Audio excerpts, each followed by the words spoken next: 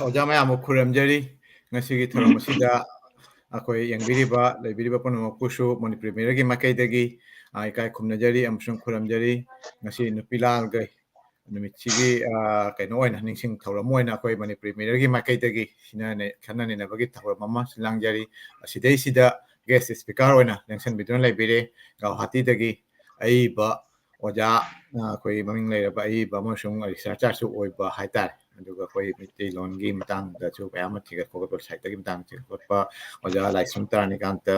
ꯒꯧꯍꯥꯇꯤꯗꯒꯤ ꯑꯃꯁꯨꯡ ꯑꯣꯖꯥ ꯑꯦꯜ ꯕꯤꯔꯃꯪꯒꯣꯜ ꯂꯥꯡꯒꯣꯟꯖꯝ ꯕꯤꯔꯃꯪꯒꯣꯜ ꯇ꯭ꯔꯤꯄꯨꯔꯥ ꯑꯩꯈꯣꯏ ꯑꯒꯔꯇꯂꯥꯗꯒꯤꯅꯤ ꯑꯣꯖꯥꯁꯨ ꯑꯏꯕ ꯑꯃꯅꯤ ꯑꯣꯖꯥ ꯑꯅꯤꯃꯛꯄꯨ ꯑꯩꯅ ꯄ꯭ꯔꯤꯃꯤꯌꯔꯒꯤ ꯃꯥꯏꯀꯩꯗꯒꯤ ꯈꯨꯔꯨꯝꯖꯔꯤ ꯏꯀꯥꯏ ꯈꯨꯝꯅꯖꯔꯤ ꯑꯩꯈꯣꯏ ꯉꯁꯤꯁꯤ ꯃꯔꯨꯑꯣꯏꯅ ꯕꯪꯒ꯭ꯂꯥꯗꯦꯁꯇꯁꯨ ꯑꯁꯥꯝꯗꯁꯨ ꯇ꯭ꯔꯤꯄꯨꯔꯥꯗꯁꯨ ꯃꯅꯤꯄꯨꯔꯗꯗꯤ ꯇꯧꯔꯤꯕ ꯑꯩꯈꯣꯏ ꯅꯨꯄꯤ ꯂꯥꯟ ꯅꯤꯡꯁꯤꯡ ꯊꯧꯔꯝꯁꯤ ꯄꯥꯡꯊꯣꯛꯅꯔꯤ ꯃꯔꯨꯑꯣꯏꯅ ꯑꯩꯈꯣꯏ ꯃꯄꯥꯟ ꯂꯝꯗꯁꯨ ꯇꯠꯇꯅ ꯑꯩꯈꯣꯏ ꯉꯁꯤ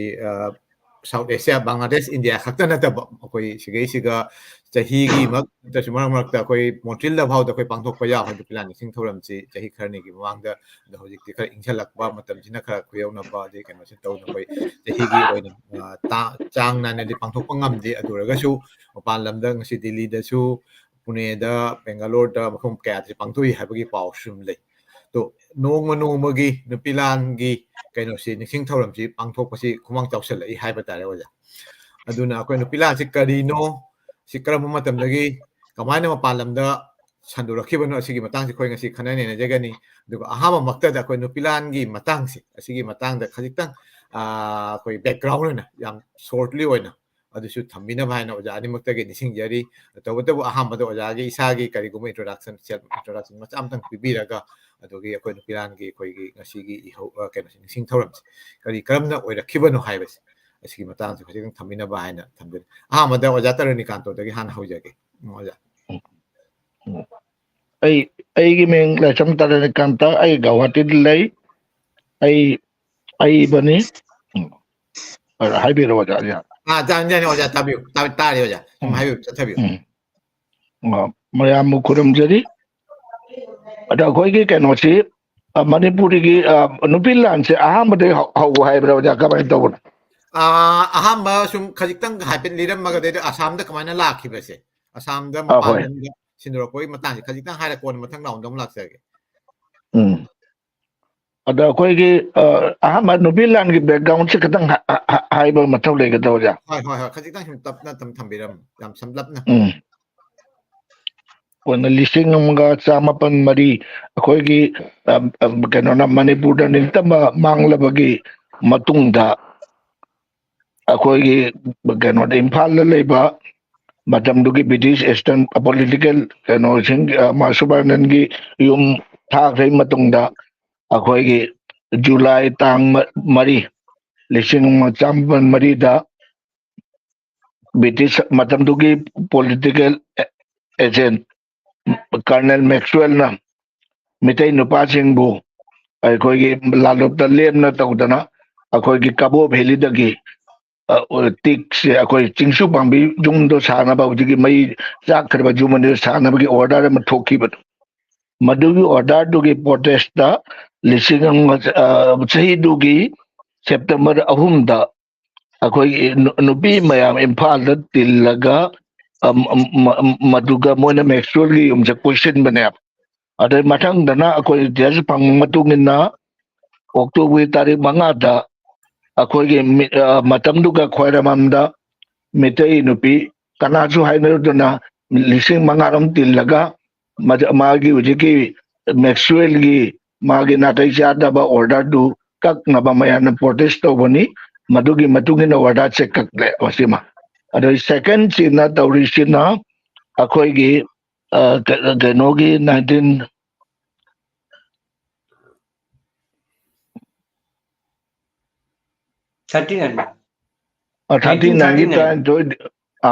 ꯃꯇꯝꯗꯨꯒ ꯑꯩꯈꯣꯏꯒꯤ ꯕ꯭ꯔꯤꯇꯤꯁꯅ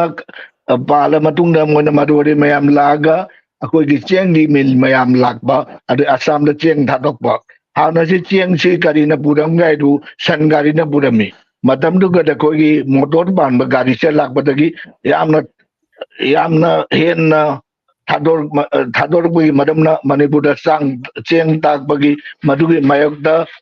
ꯀꯩꯅꯣ ꯇꯧꯕꯅꯦꯕ ꯅꯠꯇ꯭ꯔꯥ ꯑꯩꯈꯣꯏꯒꯤ ꯅꯨꯄꯤꯁꯤꯡꯒꯤ ꯏꯍꯧꯁꯦ ꯍꯧꯔꯛꯄꯅꯤ ꯑꯗ ꯍꯧꯖꯤꯛꯀꯤ 1939ꯒꯤ ꯀꯩꯅꯣꯒꯤ 1904ꯒꯤ ꯑꯩꯈꯣꯏꯒꯤ ꯅꯨꯄꯤꯒꯤ ꯑꯍꯥꯟꯕ ꯂꯥꯟꯁꯦ ꯃꯇꯝꯗꯨꯒ ꯃꯁꯤ ꯚꯥꯔꯠꯀꯤꯗ ꯏꯚꯦꯟ ꯃꯁꯤ ꯑꯍꯥꯟꯕꯅꯦꯕ ꯅꯨꯄꯤꯒꯤ ꯑꯩꯈꯣꯏꯒꯤ ꯄ꯭ꯔꯣꯇꯤꯚꯥ ꯇꯧꯕ ꯅꯠꯇ꯭ꯔꯒ ꯂꯥꯟ ꯊꯣꯛꯂꯛꯄꯁꯦ ꯑꯩꯈꯣꯏꯒꯤ ꯏꯟꯗꯤꯌꯥꯒꯤ ꯏꯇꯤꯍꯥꯁꯇꯗꯤ ꯃꯁꯤ ꯌꯥꯎꯗꯦꯕ ꯑꯗꯩ ꯃꯊꯪꯅ ꯍꯧꯖꯤꯛꯀꯤ ꯀꯩꯅꯣꯒꯤ ꯃꯇꯨꯡꯁꯤꯅ 39ꯒꯤ 12ꯇ ꯄ꯭ꯔꯣꯇꯦꯁ ꯇꯧꯕ ꯃꯇꯥꯡꯗ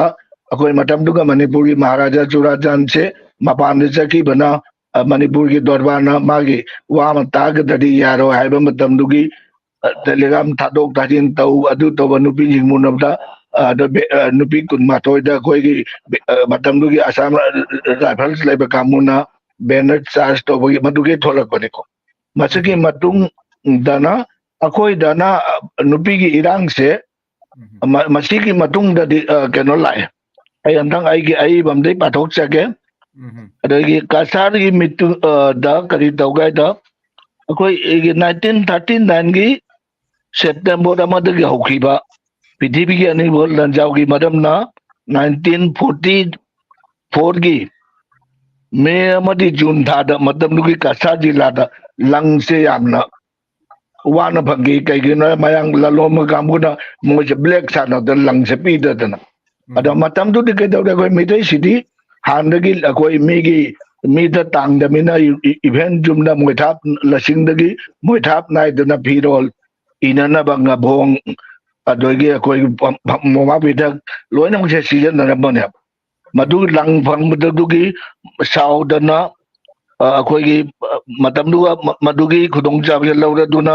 ꯃꯕꯨꯛ ꯐꯠꯇꯕ ꯂꯂꯣꯡꯕꯁꯤꯡꯅ ꯂꯟ ꯑꯃꯗꯤ ꯑꯇꯩ ꯐꯤꯔꯣꯜ ꯌꯥꯝꯅ ꯇꯥꯡꯅ ꯂꯣꯟꯅ ꯌꯣꯜꯂꯝꯃꯤ ꯃꯁꯤꯗ ꯄꯦꯟꯗꯕ ꯐꯣꯡꯗꯣꯛꯇꯨꯅ ꯃꯇꯝꯗꯨꯒꯤ ꯐꯤꯁꯥ ꯂꯣꯟꯁꯥꯗ ꯃꯔꯨꯑꯣꯏꯅ ꯃꯆꯤꯟꯖꯥꯡ ꯑꯣꯏꯔꯤꯕꯤ ꯃꯤꯇꯩ ꯅꯨꯄꯤꯁꯤꯡꯅ ꯂꯪ ꯃꯔꯥꯡ ꯀꯥꯏꯅ ꯐꯪꯍꯟꯕꯤꯌꯨ ꯍꯥꯏꯕꯒꯤ ꯗꯥꯕꯤꯗ ꯁꯤꯜꯆꯔꯒꯤ ꯗꯦꯄꯨꯇꯤ ꯀꯃꯤꯁꯅꯔꯒꯤ ꯂꯣꯏꯁꯪꯗ ꯘꯦꯔꯥꯎ ꯇꯧꯈꯤ ꯃꯁꯤꯒꯤ ꯃꯍꯩꯅ ꯃꯇꯝꯗꯨꯒꯤ ꯕ꯭ꯔꯤꯇꯤꯁ ꯁꯔꯀꯥꯔꯅ ꯀꯁꯥꯔ ꯖꯤꯂꯥꯒꯤ ꯃꯔꯨꯑꯣꯏꯕ ꯃꯤꯇꯩ ꯇꯥꯕ ꯈꯨꯡꯒꯪꯁꯤꯡꯗ ꯀꯣꯑꯣꯄꯔꯦꯇꯤꯚ ꯂꯤꯡꯈꯠꯇꯨꯅ ꯔꯦꯁꯟꯒꯤ ꯈꯨꯠꯊꯥꯡꯗ ꯂꯪ ꯑꯃꯗꯤ ꯃꯤꯇꯩ ꯐꯤꯔꯣꯜ ꯌꯣꯟꯈꯤ ꯃꯤꯇꯩ ꯅꯨꯄꯤꯁꯤꯡꯕꯨ ꯌꯥꯎꯍꯟꯗꯨꯅ ꯀꯤꯁꯛ ꯁꯣꯚꯥꯒꯤ ꯂꯝꯖꯤꯡ ꯃꯈꯥꯗ ꯕꯣꯌꯣꯟ ꯁꯤꯜꯄꯣ ꯁꯃꯥꯋꯦ ꯁꯤꯃꯤꯇꯤ ꯍꯥꯏꯕꯗꯤ ꯐꯤꯁꯥꯔꯣꯜ ꯀꯣꯑꯣꯄꯔꯦꯇꯤꯚ ꯀꯃꯤꯇꯤꯁꯤꯡ ꯂꯤꯡꯈꯠꯈꯤ ꯁꯤꯜꯆꯔꯒꯤ ꯗꯤꯄꯨꯇꯤ ꯀꯃꯤꯁꯅꯔꯒꯤ ꯂꯣꯏꯁꯪ ꯘꯦꯔꯥꯎ ꯇꯧꯈꯤꯕ ꯑꯁꯤꯅ ꯑꯁꯥꯝꯒꯤ ꯏꯌꯥꯟꯅꯟꯕ ꯃꯤꯇꯩ ꯅꯨꯄꯤꯁꯤꯡꯒꯤ ꯏꯍꯧꯅꯤ ꯃꯁꯤ ꯃꯇꯝꯁꯤꯗ ꯍꯤꯖꯝ ꯑꯦꯔꯥꯕꯣꯠ ꯁꯤꯜꯆꯔ ꯖꯦꯜꯗ ꯂꯩꯔꯕꯁꯨ ꯏꯍꯧꯁꯤꯗ ꯃꯍꯥꯛꯀꯤ ꯆꯥꯎꯔꯕ ꯊꯧꯗꯥꯡ ꯂꯩꯈꯤ ꯃꯍꯥꯛ 1994ꯗ ꯁꯤꯜꯆꯔ ꯖꯦꯜꯗ ꯊꯥ 9 ꯂꯩꯔꯝꯃꯤ Okay. ꯑꯇꯩ ꯃꯊꯪꯗ ꯀꯔꯝꯕ ꯀꯩꯅꯣ ꯃꯊꯪ ꯑꯣꯖꯥ ꯑꯗꯨ ꯃꯊꯪꯁꯤ ꯃꯊꯪꯒꯤ ꯔꯥꯎꯟꯗ ꯑꯃꯨꯛ ꯂꯥꯛꯅꯕ ꯀꯩꯅꯣ ꯇꯧꯖꯒꯦ ꯑꯗꯨ ꯍꯧꯖꯤꯛ ꯍꯣꯏ ꯍꯥꯏꯕꯤꯔꯛꯑꯣ ꯍꯣꯏ ꯑꯣꯖꯥ ꯕꯤꯔꯃꯣꯍꯣꯟꯗ ꯑꯃꯨꯛ ꯆꯪꯁꯤꯟꯒꯦ ꯑꯣꯖꯥ ꯕꯤꯔꯃꯣꯍꯣꯟ ꯑꯩꯈꯣꯏꯒꯤ ꯑꯣꯖꯥ ꯇꯔꯥꯅꯤꯀꯥꯟꯇꯅꯗꯤ ꯈꯔ ꯇꯥꯛꯄꯤꯔꯦ ꯑꯗꯨ ꯑꯣꯏꯔꯒꯁꯨ ꯈꯔ ꯆꯤꯊꯍꯧꯕ ꯑꯃꯁꯨꯡ ꯑꯣꯖꯥꯅ ꯈꯖꯤꯛꯇꯪ ꯑꯩꯈꯣꯏ ꯅꯨꯄꯤꯂꯥꯟꯒꯤ ꯃꯇꯥꯡꯁꯦ ꯑꯁꯤꯒꯤ ꯀꯩꯅꯣꯁꯤꯁꯨ ꯈꯖꯤꯛꯇꯪ ꯊꯝꯕꯤꯔꯝꯃꯣ ꯑꯗꯨꯒ ꯂꯣꯏꯅꯅ ꯇ꯭ꯔꯤꯄꯨꯔꯥꯗꯁꯨ ꯍꯧꯖꯤꯛꯄꯨꯗꯤ ꯈꯔ ꯐꯖꯅ ꯆꯥꯎꯅ ꯄꯥꯡꯊꯣꯛꯏ ꯑꯩꯈꯣꯏꯅ ꯁꯨꯝ ꯇꯥꯖꯕꯗ ꯑꯩꯈꯣꯏ ꯁꯣꯁꯤꯌꯦꯜ ꯃꯦꯗꯤꯌꯥꯗ ꯑꯃꯗꯁꯨ ꯎꯔꯦ ꯄꯥꯎ ꯆꯦꯁꯤꯡꯗꯁꯨ ꯐꯣꯡꯉꯦ ꯑꯗꯨꯅ ꯑꯁꯤꯒꯤ ꯀꯩꯅꯣꯁꯤ ꯑꯩꯈꯣꯏ ꯇ꯭ꯔꯤꯄꯨꯔꯥꯒꯤ ꯃꯐꯝ ꯀꯔꯝꯕ ꯃꯇꯝꯗꯒꯤ ꯍꯧꯔꯛꯈꯤꯕ ꯑꯗꯨꯒꯤꯗꯨ ꯈꯖꯤꯛꯇꯪ ꯊꯝꯕꯤꯌꯨ ꯑꯩꯈꯣꯏ ꯑꯍꯥꯟꯕꯗ ꯑꯩꯈꯣꯏ ꯑꯣꯖꯥ ꯇꯔꯥꯅꯤꯀꯥꯟꯇꯅ ꯑꯩꯈꯣꯏ ꯅꯨꯄꯤꯂꯥꯟꯒꯤ ꯃꯇꯥꯡꯗ ꯈꯖꯤꯛꯄꯨꯗꯤ ꯊꯝꯕꯤꯔꯦ ꯁꯤꯒꯤ ꯃꯇꯥꯡꯗꯁꯨ ꯑꯣꯖꯥꯒꯤ ꯑꯣꯏꯕ ꯈꯖꯤꯛꯇꯪ ꯀꯩ ꯍꯥꯏꯇꯥꯔꯦ ꯁꯄ꯭ꯂꯤꯃꯦꯟ ꯄꯤꯕ ꯑꯣꯏꯅ ꯑꯣꯖꯥꯁꯨ ꯈꯔ ꯁꯨꯝ ꯇꯥꯛꯄꯤꯔꯝꯃꯨ ꯃꯌꯥꯝ ꯈꯨꯔꯨꯝꯖꯔꯤ ꯑꯩꯈꯣꯏꯒꯤ ꯄ꯭ꯔꯤꯊꯤꯕꯤꯒꯤ ꯏꯇꯤꯍꯥꯁꯇ ꯑꯩꯈꯣꯏꯒꯤ ꯂꯥꯟ ꯀꯌꯥ ꯑꯃ ꯁꯤꯟꯃꯤꯁꯤꯡꯒꯤ ꯂꯥꯟ ꯇ꯭ꯔꯥꯏꯕꯦꯜꯁꯤꯡꯒꯤ ꯂꯥꯟ ꯀꯌꯥ ꯑꯃ ꯑꯩꯈꯣꯏ ꯏꯇꯤꯍꯥꯁꯇ ꯐꯪꯅꯔꯒꯁꯨ ꯅꯨꯄꯤꯒꯤ ꯑꯣꯏꯕ ꯅꯨꯄꯤꯒꯤ ꯂꯥꯟ ꯍꯥꯏꯕꯁꯤ ꯃꯅꯤꯄꯨꯔꯒꯤ ꯅꯨꯄꯤ ꯂꯥꯟꯒꯤꯁꯤ ꯅꯠꯇꯕ ꯏꯇꯤꯍꯥꯁꯇ ꯑꯩꯈꯣꯏ ꯀꯗꯥꯏꯗꯁꯨ ꯐꯪꯅꯗꯦ ꯑꯗꯩ ꯑꯃꯅ ꯅꯨꯄꯤꯅ ꯏꯃꯥꯁꯤꯡꯅ ꯇꯧꯕ ꯑꯩꯈꯣꯏ ꯈꯔꯥꯏꯃꯜ ꯕꯖꯥꯔ ꯅꯨꯄꯤ ꯀꯩꯊꯦꯜ ꯏꯃꯥꯁꯤꯡꯒꯤ ꯀꯩꯊꯦꯜ ꯑꯁꯤ ꯀꯗꯥꯏꯗꯁꯨ ꯄ꯭ꯔꯤꯊꯤꯕꯤ ꯀꯗꯥꯏꯗꯁꯨ ꯑꯩꯈꯣꯏꯗꯨ ꯎꯕ ꯐꯪꯉꯤ ꯑꯗꯨꯅ ꯏꯃꯥꯁꯤꯡꯅ ꯎꯕ ꯑꯩꯈꯣꯏꯒꯤ ꯀꯩꯊꯦꯜꯁꯤꯒꯤ ꯗꯒꯤ ꯑꯌꯥꯝꯕ मोइना ऑर्गेनाइज तौरगा सिगी नुपीलाल नै चिंबा मतम इतिहास की प्रोटेस्ट तौगिबजी अखोई इमा कैथेल की हममीबा इमाजिंगना मरुइबा रूल अखोई लौबु फंगी ओजा तरिनी कांतन जो हाइबिगे अहान नुपी अनिरक नुपीलान थोखरे अखोई 1904 दा अहान नुपीलान अदु अखोई हाइबिगे अखोई की असिस्टेंट political agent की मई थागी बची तसेंगना 91 दा ब्रिटिश ना मणिपुर कुदुम चंगा मतुंगा ब्रिटिश की दा मोगी पेनदा प्रजासिंगी मनुंगा लेबसिगी मरम न सुरम जाय मोइना सस्पेक्ट तौरिबदो कोगी मणिपुर की प्रजासिंग मई थाबने दो ओरम जाय मोगी कोई हिस्ट्री दा फंगमदा तेंदा अखोगी हिबुन तौरगा कापका मोई मतमदुगी मोई पॉलिटिकल एजेंगी संगसे ईन कुप्प संगी अदुगा मई से चाखिबनी अदुगी लेमना मोई जुमदो साबा जे अखोगी मोरे कबो वैली दगी टिका से पोरेगा तौबा अना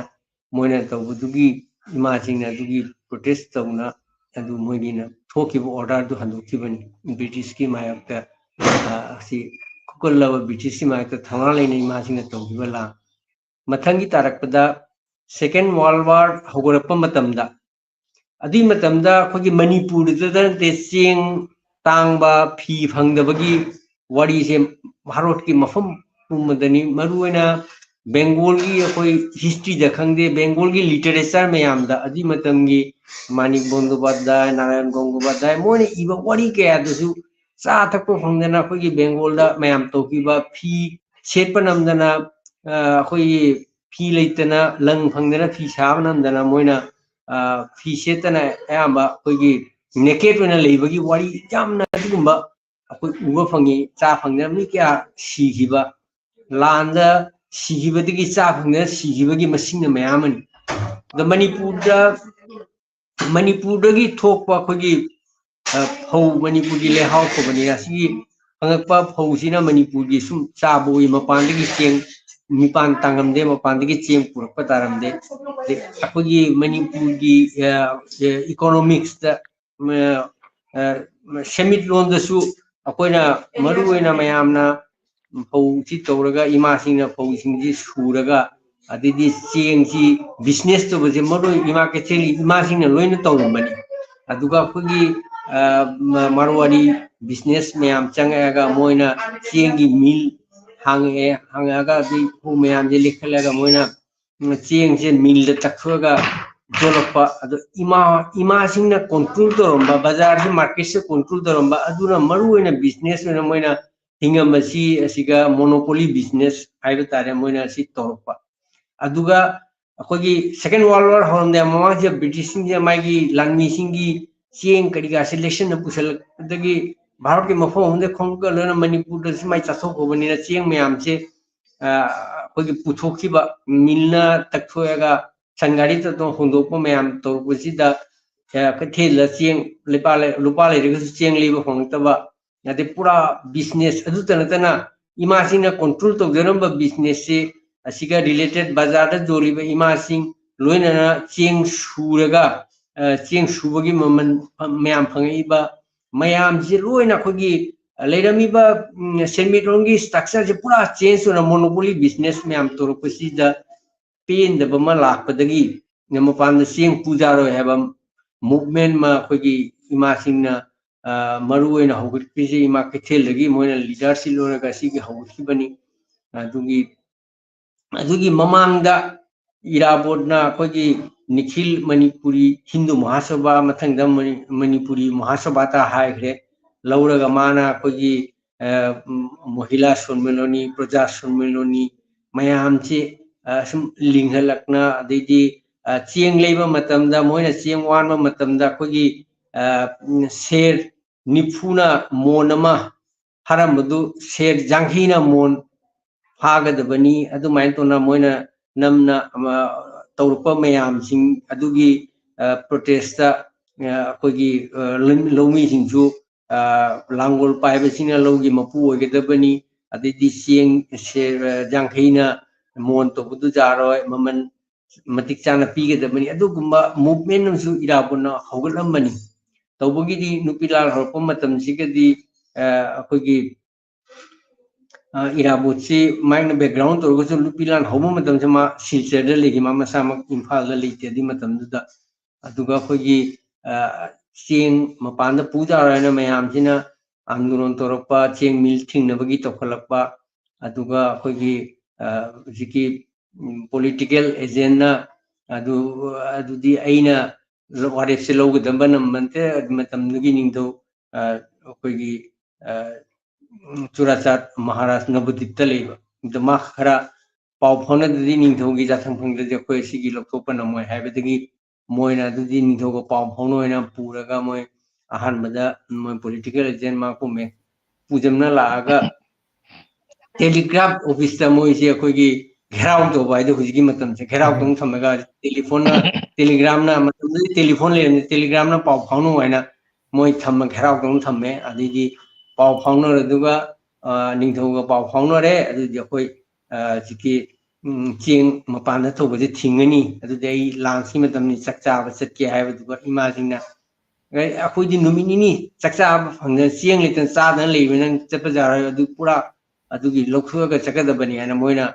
chathandana leiba matam sigadi akoi Assam Rifles changaga moina ima singi matakta akoi nomi ima de khulai kadimta jawdo kangoni aduna nomi beonat na thinba de nomi rifle gi bat na phuwa ke to na I heng ta na mayam to giba adu ba handaba moina adi ko na si order si lokthokhi lokthokna aduna adu na lamdagadi ima singna chengdu mapana chap thingamdragadi Bengal da chaba phangdana mayam sinabadu Manipur da su adu oiramgadabani aduna jamna khogi chauba ima singi rule do jamna lawgi aduga arimta akiba hanba naidana moina tawhibasi adu hujiki ani suba nupilan akoina hairi adi mathang dasu lan lette ima sing akoi matang da Manipur si ning tamba phange Bharat ta tillade tilla matungda matam da Manipur na ha nesa chaba mayam se nesa ban akoi ima sing thola nesa ban gi chuba movement moina haron jin mang tare sigama sakhi adikona naharol gi pen number mayam dagi naharol group ma extremist orapa extremist tha banana lekai da kai da laaga moina ot ne ba naha karimata innocent naha ne nibu mathak hana pujama ot ne ba toba adi imung da changaga khoi nupi masa singi izzat lorpa mayam torpadagi di maira pai bi ima sing tholaga moina ahing direct tuna maira paina moina combing operation la ko matamda asigi moina dugi moiga panaba moibu innocent naha sing pharaga su aduga moina adugi protest toba nupi singi izzat lawge daina mayam panabagi movement sum torukge ba adugi kangla si khoi ningtho gi ningtho konu rami bani kangla si ga Assam Rifles gi headquarter ogi aina Manipur da ham chapa matam da si kangla si Assam Rifles rami babung kheljana pujamna di matam da moi kangla si puthokina be movement ka iho musukan hawgalakhe di matam da Monurama matamda mayam ningshami 2004 da Monurama si mayimdi phana puraga Assam Rifle ahinja mai izzat lorga hatu mathadra madagi choba movement ma laki butuga kogi British army singa Assam Rifle muna pada ima singina kanglagi sanathong mamangda fi thona togibagi movement prithibi bumada dugi choba impact ma laki si adi mathakta documentary film hawum Popon Kumana film to na du jam international how give documentary film ni choba movement ni adu aina hajani mudi ahum suba nupi lang na singtha janingi adugi adwa irom sonilana su kogi apuspa ek lokthok nabagi chara hengi bagi choba movement masu akoi uba phangi ada huji su ima singi lan lepte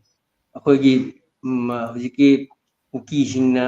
khulai ba maruina aina kuki harga kuki punama poi lana pubanate kuki loim phatta banate kuki akoi hana de libinary machina agna lebani atuna tabam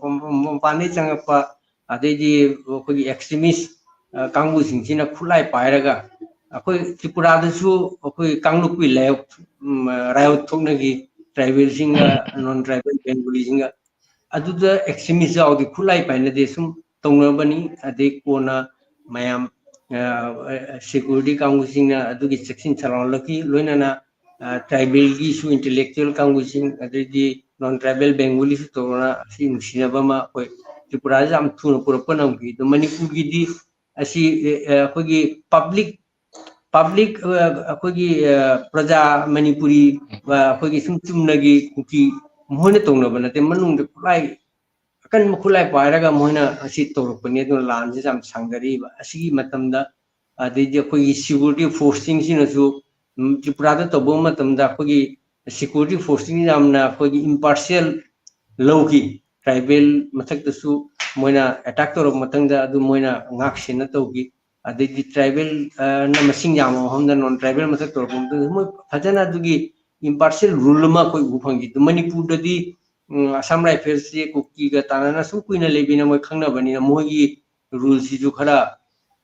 impartial loidaba side ma lorpa asina su jamna irang si jam sangdari asigi matam jiga ima sina ahingna tumdana leirana moina sigi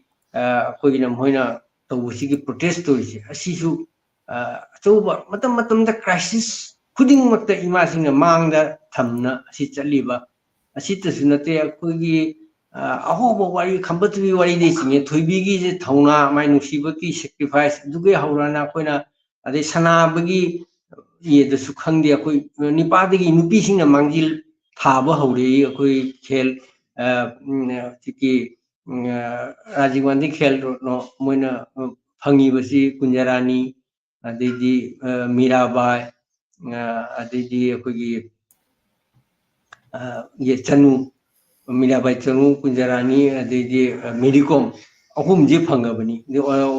olympic ta akoi jiki medicom adedi mirabai moi olympic ta aduna taba team gi oina su moi mayam jiki lupi group ta oina team da phangi handak asian games su kogi ushu ye da rosibina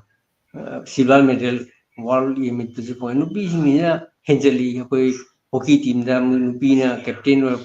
ade football team gi captain football tara mathoi gi manung da mapan taret mapan numiti nupi singna lead tori bani asi jamna khogi ini adu aina penda ba madi awa matam da lantheng da loibna makta ima singna tori aduga bazar ju moina ima ke khel to na loina toraga ki bhut ki matam da la padti ima singi representing jam wali missing na su koi di mani ate india ge ti mafam di manipur di ye nupi gi missing na nipadi gi su percentage receive the hele aduga vote karapad di mla or pada mantri or pada ima singi political power di moi missing ji wali si mang da changsalpa mathoni moina mang jin thana changa di manipur da corruption leiriba awoiba leading pi baji ima sing na toroga di isu mek singane ai thajaba thamji aduga tripura da khoi laaga matang che ina tripura gi ati da khoi gi patriot day 13 august si angan ma matam da manipur da tobo matam de ya komolji na lead toroga khoi gi 60 gi decade gi khoi patriot day se khoi school ta mi matam da jawri ade di irabot ki manipur da irabot si di maki 90 decade ki matung dani irabot se uji chaung to ri di mamangda communist mane ana irabot se Mars scale da mai mapung se pangto omde adu haire ge ko gi tripura da 80 gi decade gi koi manipuri social culture ai sam su jogje rami ko 85 86 gi jam chauna koi irabot ki koi sip observe to ri adi agartala municipality na angan ma matam da 80 gi early 80 aduga lambi me maring asama agartala lambi Motsomoni de gina chondubumi ti da hamje irabot sing sorone na min thole de loina na kona 2011 da irabot ki mitam se municipality na khilya ado manipur koi city pura da khimma matam da manipur su government gi maigai de khinje ahan ba government amagi maigai de gi koi municipality na murti khin mase tripura da hal hai masang da kwai district su kwai municipality corporation mai gi murti khille loina na Manipuri Saito, Purisoka Kusanaga, Kogi municipality Toroga, Chikuting my Mapun, so observe to Aduga, Kogi Nupilas Tripurada, observe to Zaka Tiana Lai Habitat, Ahamada Kogi Lamjan Minor Organization, Tripurada, Moina. Kogi Nupilangi and Mise, who lead to this Madovi and Nupini, the Moina Toromi, the Madame Paxson, the Dinate, who my Nupilangi affected discussion, the Ishamutis of the Moyo Sanda, Adima, the Ngam of Patori. Aduga Jam Parks and Tripura, the Nupila, the Regina, Kogi Nupigo organization, Takel Lima, Kanmalup and Mogi. Kustamumbi Birolana Secretary Kanma organization ma leide aduga loinana hujiki Manipuri Literary and Cultural Forum the Amuku Kusamnaga hogi 2019 dagini Pak Sound program to Nomoina to Risha Dugi na 2019 dagi Tekel na so mena me Megazima Chehi Kudingi Nupilani Masakamo issue to Pongi aduga 2022 की 12 दिसंबर की नुपिलाल मिसिका मागी नुपिलाल की statue जिगी खिन्नबगी मै foundation तौरगा अदे माई statue जिना माइकुम हांगी जना न चेगी 23 की जिकी अप्रैल की तांग कुंठा दा माई गौनगोर ख्वाई डिस्ट्रिक्ट की गौनगोर दा माई स्टेचू लेरे अदे कुंची चेही जम पाक Chowna अमुकुगी Vice President, General Secretary, the Hazai Digi Kadila, and Town program, to Women Tripura Minister, Sports Minister, Tinkurai, Maxujauna, Asipangui. The Manipur the Yang with the Aina Kanga, but the man Ahan Madadi, some Imashina Torum, Batuga 1977, the government half holiday, Nupilan is a half holiday. Lauthe the Chehiani Matunga 79 the full holiday Lautega digi government level dagi Nupilan Numise Pangtukani had 80 the gidi government town Pangtue at the Nupilan complex and a sound Semaga Magi imaging the Sipai Singa Kogi Mukna Bugi my station Nipula Stesuga Lingna and the Chehidam town Chief Minister Jauna Pangtukna at the Mogi imaging land the Jauri, but singing Kakunaba Moidu pension Piba at the Lambium again and Sigi news that the Moy Lambium Ming Nupilagi the Ming tone Bokopa Jam Sound of Iraboki Mopong Mishamani put the Zagu Jam Asigi Yeti Tripurada Netazigi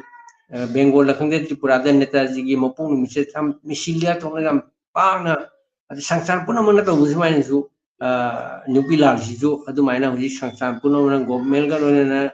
Sansampuna Muna, Tauri, Kogaina, Nupilan Mitante, Mona last year, with 22, there are 22 Tanda, Sinja made the Nupilan station, Lemo, Duguzu, Nupilan, Misika, Imasingi, Lamjel Tanabajam, Town, Moisin Mopamni, Aduga. When Murti Aduga Kili, Kinmaduga Luna, my souvenir of Pomo da Kudu article me, when I issue article Piki Butuga Moy Adugi Numituga Holak Nevena, invite to Roki Kopit, even I said Padin and Derude, Matanga Manipur University seminar Machapada Akoibu Puraga, Duga Imagina Akoibu Okna Tauri. The Adugi statue lay Heket Kachab the imaging spirit to Zamnai, the support no Kram the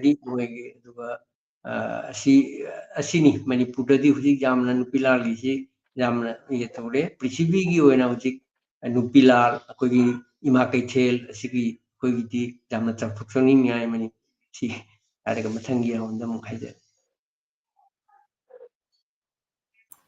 Thakachare oja koi khalitang samlapna koi nupila si kamaina thokibano karamba matamdagi kamaina horokibano aduga lona na mapan lamda maroina Tripurada kamaina si sandorokibano sigi nupila ni singthoram si hawolakibano haibagi su tanda si khalitang sing birame adu mathangda koi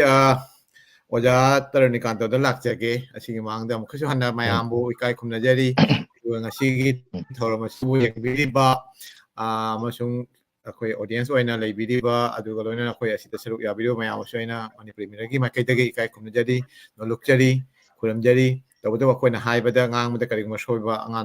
ꯑꯔꯥꯟꯕ ꯌꯥꯎꯔꯒꯁꯨ ꯉꯥꯛꯄꯤꯅꯕ ꯅꯤꯡꯁꯤꯡꯖꯔꯤ ꯑꯣꯖꯥ ꯇꯔꯅꯤꯀꯥꯟꯇ ꯑꯩꯈꯣꯏ ꯃꯊꯪ ꯕꯪꯒ꯭ꯂꯥꯗꯦꯁꯇ ꯈꯪꯗꯦ ꯑꯁꯥꯝꯗ ꯈꯪꯗꯦ ꯇ꯭ꯔꯤꯄꯨꯔꯥ ꯈꯪꯗꯦ ꯃꯄꯥꯟ ꯂꯝꯗꯁꯨ ꯑꯩꯈꯣꯏ ꯅꯨꯄꯤ ꯂꯥꯟꯒꯤ ꯀꯩꯅꯣꯁꯤ ꯑꯣꯕꯖꯔꯕꯦꯁꯟꯁꯤ ꯈꯪꯕ ꯈꯪꯗꯕ ꯍꯥꯏꯒꯗ꯭ꯔꯥ ꯀꯩꯅꯣ ꯍꯥꯏꯗꯤ ꯉꯁꯥꯏꯒꯤ ꯑꯩꯈꯣꯏꯅ ꯇꯦꯛꯁ ꯕꯨꯛꯇ ꯂꯥꯏꯔꯤꯛ ꯂꯥꯏꯁꯨꯗ ꯑꯗꯨꯒꯤ ꯇꯝꯕꯁꯤ ꯑꯦꯀꯥꯗꯦꯃꯤꯛꯀꯤ ꯃꯥꯏꯀꯩꯗꯒꯤ ꯍꯥꯏꯇꯥꯔꯦ ꯀꯥꯔꯤꯀꯨꯂꯝꯗ ꯑꯩꯈꯣꯏꯅ ꯌꯥꯎꯔꯛꯇ꯭ꯔꯒꯁꯨ ꯑꯩꯈꯣꯏꯒꯤ ꯆꯠꯅꯕꯤ ꯑꯣꯏꯅ ꯑꯩꯈꯣꯏꯅ ꯂꯥꯏꯔꯤꯛ ꯂꯥꯏꯁꯨꯗ ꯌꯥꯎꯗ꯭ꯔꯒꯁꯨ ꯑꯩꯈꯣꯏ ꯀꯩ ꯍꯥꯏꯇꯥꯔꯦ ꯑꯩꯈꯣꯏ 13 ꯑꯥꯒꯁ ꯄꯥꯡꯊꯣꯛꯏ ꯑꯗꯨꯒ ꯂꯣꯏꯅꯅ ꯑꯇꯩ ꯑꯇꯩ ꯃꯩꯇꯩꯒꯤ ꯑꯣꯏꯕ ꯁꯥꯍꯤꯇ꯭ꯌꯗ ꯏꯀꯥꯏ ꯈꯨꯝꯅꯤꯡꯉꯥꯏ ꯑꯣꯏꯔꯕ ꯑꯣꯖꯥꯁꯤꯡꯒꯤ ꯃꯄꯣꯛ ꯅꯨꯃꯤꯠ ꯄꯥꯡꯊꯣꯛꯅꯔꯤ ꯁꯨꯃꯥꯏꯅ ꯑꯩꯈꯣꯏ ꯅꯨꯄꯤ ꯂꯥꯟꯁꯤꯁꯨ ꯄꯥꯡꯊꯣꯛꯅꯕ ꯍꯧꯒꯠꯂꯛꯏ ꯑꯁꯤꯗꯩꯁꯤꯗ ꯑꯩꯈꯣꯏ ꯑꯁꯥꯝꯗ ꯑꯣꯖꯥꯅ ꯉꯁꯥꯏ ꯈꯖꯤꯛꯇꯪꯗꯤ ꯇꯥꯛꯄꯤꯈ꯭ꯔꯦ ꯑꯗꯨꯒ ꯑꯁꯥꯝꯗ ꯃꯔꯨꯑꯣꯏꯅ ꯍꯧꯒꯠꯂꯛꯄ ꯃꯇꯝꯁꯦ ꯑꯣꯖꯥꯅ ꯁꯨꯝ ꯋꯥꯔꯤ ꯁꯥꯟꯅꯕꯗ ꯍꯥꯏꯈꯤꯕ ꯃꯆꯥ ꯂꯩꯃ ꯑꯩꯈꯣꯏ ꯀꯩꯅꯣꯗꯒꯤ ꯃꯅꯤꯄꯨꯔꯗꯒꯤ ꯑꯩꯈꯣই ꯅꯨꯄꯤꯁꯤꯡꯒꯤ ꯂꯨꯞ ꯑꯣꯏꯅ ꯂꯥꯛꯈꯤꯕ ꯃꯆꯥ ꯂꯩꯃ ꯃꯈꯣꯏꯅ ꯑꯣꯏꯅ ꯄꯨꯊꯣꯔꯛꯄ ꯃꯥꯜꯂꯦ ꯍꯥꯏꯅ ꯍꯥꯏ ꯑꯣꯖꯥꯅ ꯑꯩꯈꯣই ꯑꯁꯥꯝꯗ ꯅꯨꯄꯤ ꯑꯩꯈꯣই ꯀꯩꯅꯣꯁꯦ ꯅꯨꯄꯤ ꯂꯥꯟ ꯅꯤꯡꯁꯤꯡ ꯊꯧꯔꯝ ꯍꯧꯗꯣꯔꯛꯄꯁꯦ ꯑꯁꯤꯒꯤ ꯃꯇꯥꯡꯁꯤ ꯑꯣꯖꯥ ꯑꯍꯥꯟꯕꯗꯒꯤ ꯀꯃꯥꯏꯅ ꯑꯩꯈꯣই ꯑꯁꯥꯝꯗ ꯌꯧꯔꯛꯈꯤꯕ ꯀꯔꯝꯕ ꯃꯇꯝꯗꯒꯤ ꯀꯔꯝꯕ ꯂꯨꯞꯅ ꯍꯧꯗꯣꯛꯈꯤꯕꯅꯣ ꯍꯥꯏꯕꯁꯦ ꯑꯗꯣ ꯍꯧꯖꯤꯛꯅ ꯀꯔꯤ ꯐꯤꯕꯝꯗ ꯂꯩꯔꯤꯕ ꯃꯁꯤ ꯃꯇꯥꯡꯁꯤꯁꯨ ꯈꯖꯤꯛꯇꯪ ꯊꯝꯕꯤꯌꯨ ꯑꯣꯖꯥ ꯇꯥꯔꯤꯕꯣ ꯍꯣꯏ ꯑꯣꯖꯥ ꯀꯩꯅꯣꯁꯤ ꯑꯩꯈꯣꯏꯒꯤ ꯀꯩꯅꯣꯗꯗꯤ ꯑꯩꯅ ꯊꯤꯒꯠꯆꯔꯨꯕ ꯃꯇꯝꯗ ꯑꯩꯈꯣꯏ ꯅꯨꯄꯤ ꯂꯥꯟꯁꯦ ꯑꯁꯥꯝꯗ ꯇꯧꯕꯁꯦ ꯒꯧꯍꯥꯇꯤꯗꯅ 2011 aduga Silchardana 2013 dagini ana pangjai adubu asigi mamangda akoigi kenoda asama di borak da haitare Borak Valley masi tawgi bichi borak valley da tawbasi maruana singe mon lakipuram dani tawse 1983 da nupi numit taina bangthome ana pangjai na thigalubada masi ya mamang oire masiga maram chu lai madamduga 70 to 75 siga macha lai magi nupi imphal dagi nupi mari adagi pan milgi akoigi oja matam nong oja NK Sana Jauba adagi oja RK Mekhen adagi Thapna Jom Turun Kumar moi lakron laki buddha akoigi maru oina macha lai mama ganogi nupi jingbu ganogi matam asigumba samaj ki genoda nate senthok lamenda tumna leiba haitare wanatasu hena mathau sangnabagi damak ngona pidambagi pangal gi matungina akoigi 1983 da keno jaubani tawbudi akoi beli siga leirise mamangdu ina hajagre akoigi hijam erabona lakpadagi su akoi awareness mana akoigi silet jail da natraga akoigi silchar jail da leingeda matamdugi bangali keno eke keno chando orang kumar chando masih sangai reba koi keno mani adoi bides misro mama moina lemina de magi bangali gi mata komunis ki thot me ada taudana koi samasta awan mama porang na bagi natraga tuhat pi reba namat pi reba mayam sige mayok da tawdi madugi amadi record lai aduga hiyam era bota jonona ta haiba akoi ki title bi upadhi pi situ akoi bangali kabung sitagi bangal bangun na pi bane aba mas adogi matungda akoina kedogaida Tripura da tawri dumaina ai Tripura ke keno ki decision mara bogi keno di ujare ado silcha da so kasar college ke point it khola point changmam motta duga era bot ke mitam mama yamna chao na phajana thamme adogi chai kuningi akoigi siga miteiga akoi bangali communist minded oba mayanga pulaga hijam era bot city surakha committee hai mare mone semaga irabot ki mabuk yamna chauna position na mama khoi gi mayam mitei mayam akhoi gi jati go be bhiseda chalaga silchar gi shahar da sabha chata ke loina na chauna bang ujik bang thoi oda okay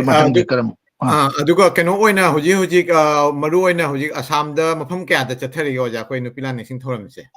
ngasi che akoi Guwahati da su tawri adogi Bokajan da su tawri adoi Lakipur da keno da Siba da mat tawri adoi Silchar gi manak da udharon akoi airport lambi le udharon da su tawri ane pau phangi loina na akoi hailakan da su taw mare oja mase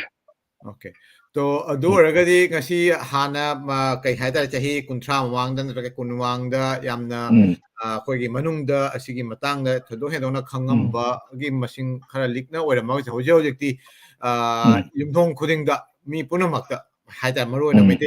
ayamba punamakta asigi matangsiddi loina khangi habisdi haiman tholo jaina khalli toigumasu akhoi tripura da shu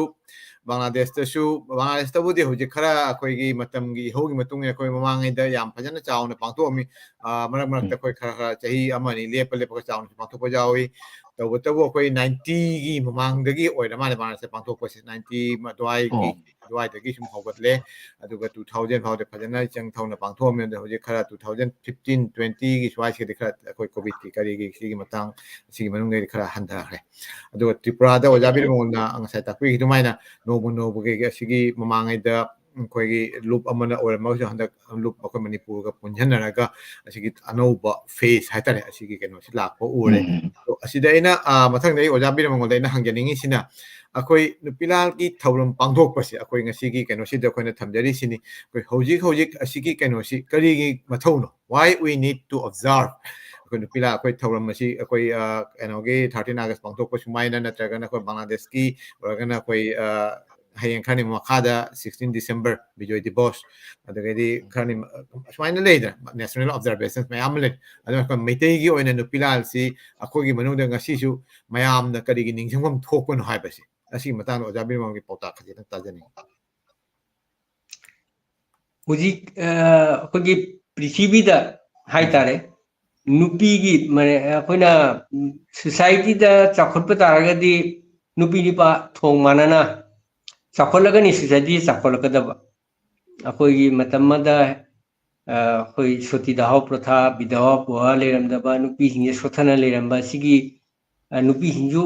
nipaga manana pukhalana begi jamna chobari nesas lakheba Vidyasagar aditi Raja Ram Mohan Rai na hudu amba mayam leikre aduga akhoi gina Manipur gina ahubudagi akhoi nupi hinge society da samaj da nupi hingi haksi jamna akhoi manana nipa singa manana lerami haiba jai ade khoi ki magi mai sangsar gi maru oiba business khangde jum gi panaba khangde nupi hingina maru oiba rule ma lauri lauta lingasu mayang Bengali nupi hingi moi nupi hing lauga lingamde lau khamde khoi gidi lau lingba lau kha loina nupi hingina maru oiba thaudang lauri ada khoi gi Manipur gi port phambi ima hingina phammaga de masa hinguna Bengaluru da Delhi da even mapan da bhaw moi larik esu tamhalana asigi mi ohenbagi maru oiba rule se ima hingina lauri adugi mathakta khoi history da nupilal jam chauna khoi leire kaithelama ima sina tobagi jam leire aduna sahiत्य dusu feminism maina kanna nupi gi literature je sum torokda khoi gi feminism mai bachobuma khoi lai nupi gi hak nupi da mai gi manana hakpi ga dabani hana nupi singda mai gi khoi gi mapa singa ningol singda mai gi property singda khairam de uti mai gi 50-50 manana laiba mayam laiba sigi nupi gi hak talakpa prithibi pumada laiba se aduga khoi hana di le jerami ba jamna chauna tradition ju leiriba posing ji khoi pukhalaga adudi hujiksu marakta akhoi gi di jamna nupi gi tamak jamna leiram siga pona khoi Hinduization gi lakpagi matung ina Hindu gi mieng dagi nupi matamada Hindu jibu Hindu gi mieng da nupi singji khara pordan sin obisigi wakhan deira kaino khoi society da nupi singji kitang akhoi mitei gi Hindu chapada khoi khunai lupka leba matam jiga khungi meeting mifam pham pada nupi sing jahon da ba nupi wa lau da ba adidi nupi wa ina chatle aina Germany aina ju nipa sing jibu jam toramba sugumba nupi sing jibu akhoi gi handaba mieng de yengbagi khoi train ma uba phangi aduna oramare akhoi nupi singna sujamna thauna phangna magi nupi lan thengnaba khangde loina tawragasu politics la aga nupi hinjina akhoi gi akhoina khungi sum ꯁꯤꯡꯂꯣꯛꯀꯤ ꯑꯩꯈꯣꯏ meeting ꯐꯪꯕꯗ ꯅꯨꯄꯤꯕꯨ ꯌꯥꯎꯍꯟꯗꯕ ꯅꯨꯄꯤ ꯋꯥ ꯂꯧꯗꯕ ꯍꯥꯏꯅ ꯇꯧꯔꯤꯁꯦ ꯑꯗꯨꯅ ꯄꯣꯂꯤꯇꯤꯛꯁꯀꯤ ꯄꯥꯋꯔꯒꯤ ꯇꯥꯔꯛꯄꯗꯗꯤ ꯃꯣꯏꯕꯨ ꯏꯟꯊꯣꯛꯅ ꯊꯝꯕ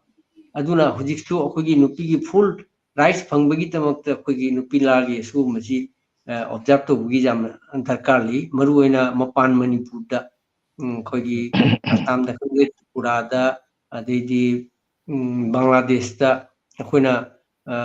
ꯕꯦꯡꯒꯣꯂꯤꯒꯤ ꯁꯣꯁꯥꯏꯇꯤꯒ ꯅꯛꯁꯟꯅꯅ ꯂꯩꯕꯅꯤꯅ ꯃꯣꯏꯅ ꯅꯨꯄꯤꯗ ꯊꯝꯃꯤꯕ ꯃꯤꯠꯌꯦꯡꯁꯦ ꯑꯩꯈꯣꯏꯁꯨ ꯇ꯭ꯔꯤꯄꯨꯔꯥꯗ ꯃꯔꯨꯑꯣꯏꯅ ꯍꯥꯏꯖꯔꯕꯗꯤ ꯑꯩꯈꯣꯏꯅ ꯕꯦꯡꯒꯣꯂꯤꯅ ꯅꯨꯄꯤꯁꯤꯡꯗꯨꯒ ꯈꯔ ꯍꯟꯊꯅ ꯌꯦꯡꯕ ꯃꯤꯠꯌꯦꯡꯁꯦ ꯑꯩꯈꯣꯏꯁꯨ ꯁꯨꯝ ꯑꯁꯤꯒꯁꯨ ꯂꯥꯛꯏ ꯑꯗꯨꯅ ꯅꯨꯄꯤ ꯂꯥꯜꯁꯤ ꯌꯥꯝꯅ ꯑꯁꯤꯒꯤ ꯌꯥꯝꯅ ꯔꯨꯜ ꯑꯗꯣ ꯇ꯭ꯔꯤꯄꯨꯔꯥꯗꯗꯤ ꯃꯅꯤꯄꯨꯔꯤꯒꯨꯝꯕ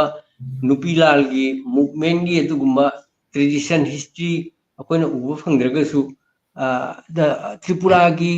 ꯑꯩꯈꯣꯏꯒꯤ ꯁꯣꯁꯥꯏꯇꯤꯗ ꯅꯨꯄꯤꯁꯤꯡꯒꯤ ꯌꯥꯝ ꯑꯆꯧꯕ ꯔꯣꯜ ꯑꯃꯗꯤ ꯂꯩꯔꯤ ꯃꯔꯨꯑꯣꯏꯅ ꯇ꯭ꯔꯤꯄꯨꯔꯥꯗ ꯈꯨꯟꯗꯥꯔꯛꯈꯤꯕꯁꯤꯗ ꯑꯩꯈꯣꯏꯅ ꯎꯖꯕꯁꯤ ꯇ꯭ꯔꯤꯄꯨꯔꯥ ꯅꯤꯡꯊꯧ ꯄꯥꯟꯕ ꯂꯩꯕꯥꯛ ꯑꯃꯅꯤ ꯃꯅꯤꯄꯨꯔꯁꯨ ꯌꯥꯝ ꯑꯉꯟꯕ ꯃꯇꯝꯗꯒꯤ ꯂꯤꯔ ꯅꯤꯡꯊꯧ ꯄꯥꯜꯂꯝꯕꯅꯤ ꯑꯗꯣ ꯇ꯭ꯔꯤꯄꯨꯔꯥ ꯑꯉꯟꯕ ꯃꯇꯝꯗꯒꯤ ꯇ꯭ꯔꯤꯄꯨꯔꯥ ꯅꯤꯡꯊꯧꯒ ꯃꯅꯤꯄꯨꯔꯤ ꯅꯤꯡꯊꯧꯒ ꯉꯥꯏꯁꯦꯟ ꯑꯣꯏꯅꯈꯤꯕ ꯑꯗꯨꯅ ꯃꯌꯥꯝꯅ ꯍꯤꯁꯇ꯭ꯔꯤꯗꯁꯨ ꯈꯪꯕꯤꯔꯤꯗꯨꯅꯤ ꯍꯧꯖꯤꯛꯀꯤ ꯍꯔꯤꯁꯦꯁꯔꯤ ꯚꯩꯒꯆꯟꯗ꯭ꯔ ꯇꯤꯔꯊ ꯆꯠꯄ ꯃꯇꯝ ꯃꯆꯥꯅꯨꯄꯤ ꯊꯥꯖꯔꯝꯕꯗ ꯑꯩꯈꯣꯏꯒꯤ ꯇ꯭ꯔꯤꯄꯨꯔꯥ ꯅꯤꯡꯊꯧꯁꯤꯗꯤ ꯁꯥꯛꯇ ꯙꯔꯃ ꯆꯠꯄ ꯀꯥꯡꯕꯨꯅꯦ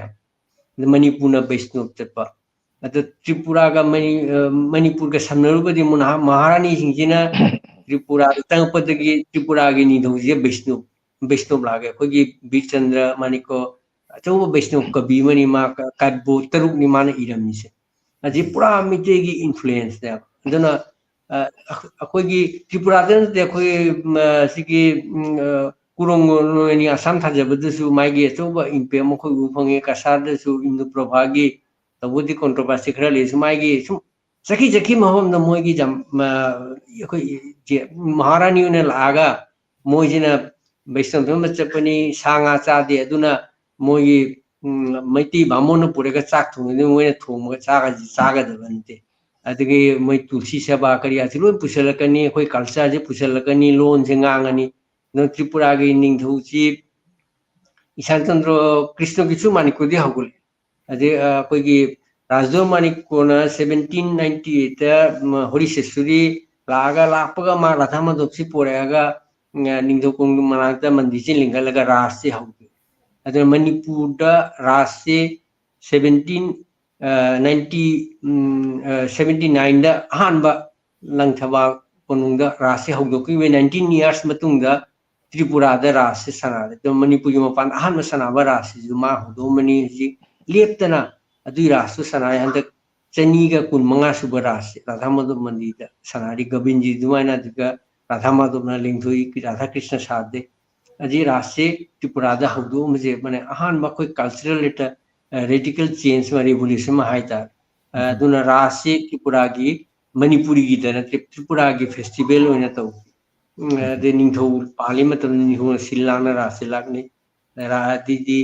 ꯚꯥꯔꯣꯠꯇ ꯇꯤꯜꯂ ꯃꯇꯨꯡꯗ ꯃꯥꯔꯖꯔ ꯑꯦꯒ꯭ꯔꯤꯃꯦꯟꯒꯤ ꯃꯇꯨꯡ ꯏꯟꯅ ꯑꯩꯈꯣꯏꯒꯤ DM ꯑꯣꯐꯤꯁꯀꯤ ꯗꯦꯕꯥꯔꯆꯟ ꯕꯤꯚꯥꯒ ꯍꯥꯏꯅꯗꯤ ꯋꯦꯁ ꯇ꯭ꯔꯤꯄꯨꯔꯥ ꯗꯤꯁꯇ꯭ꯔꯤꯛꯀꯤ ꯃꯣꯏꯅ ꯁꯤꯟ ꯂꯥꯡꯅ ꯔꯥꯖꯁꯤ ꯄꯥꯡꯊꯣꯛꯏ ꯃꯟꯗꯤꯔꯁꯤꯡꯁꯤꯒꯤ ꯔꯥꯙꯥ ꯃꯥꯙꯕꯇ ꯅꯠꯇꯦ ꯑꯩꯈꯣꯏꯒꯤ ꯕꯤꯔꯆꯟꯗ꯭ꯔ ꯃꯥꯅꯤꯛꯀꯒꯤ ꯔꯥꯙꯥ ꯀꯤꯁꯣꯔꯒꯤ ꯃꯃꯥ ꯔꯥꯁꯦꯁꯔꯤꯅ ꯑꯃꯨꯛꯀ ꯑꯃꯨꯛ ꯇ꯭ꯔꯤꯄꯨꯔꯥꯗ ꯑꯩꯈꯣꯏ ꯂꯥꯏ ꯍꯔꯥꯎꯕꯁꯦ ꯍꯧꯗꯣꯛꯑꯝꯃꯤ ꯄꯥꯈꯪꯕ ꯃꯟꯗꯤꯔꯁꯦ ꯂꯤꯡꯈꯠꯂꯒ ꯑꯗꯩꯗꯤ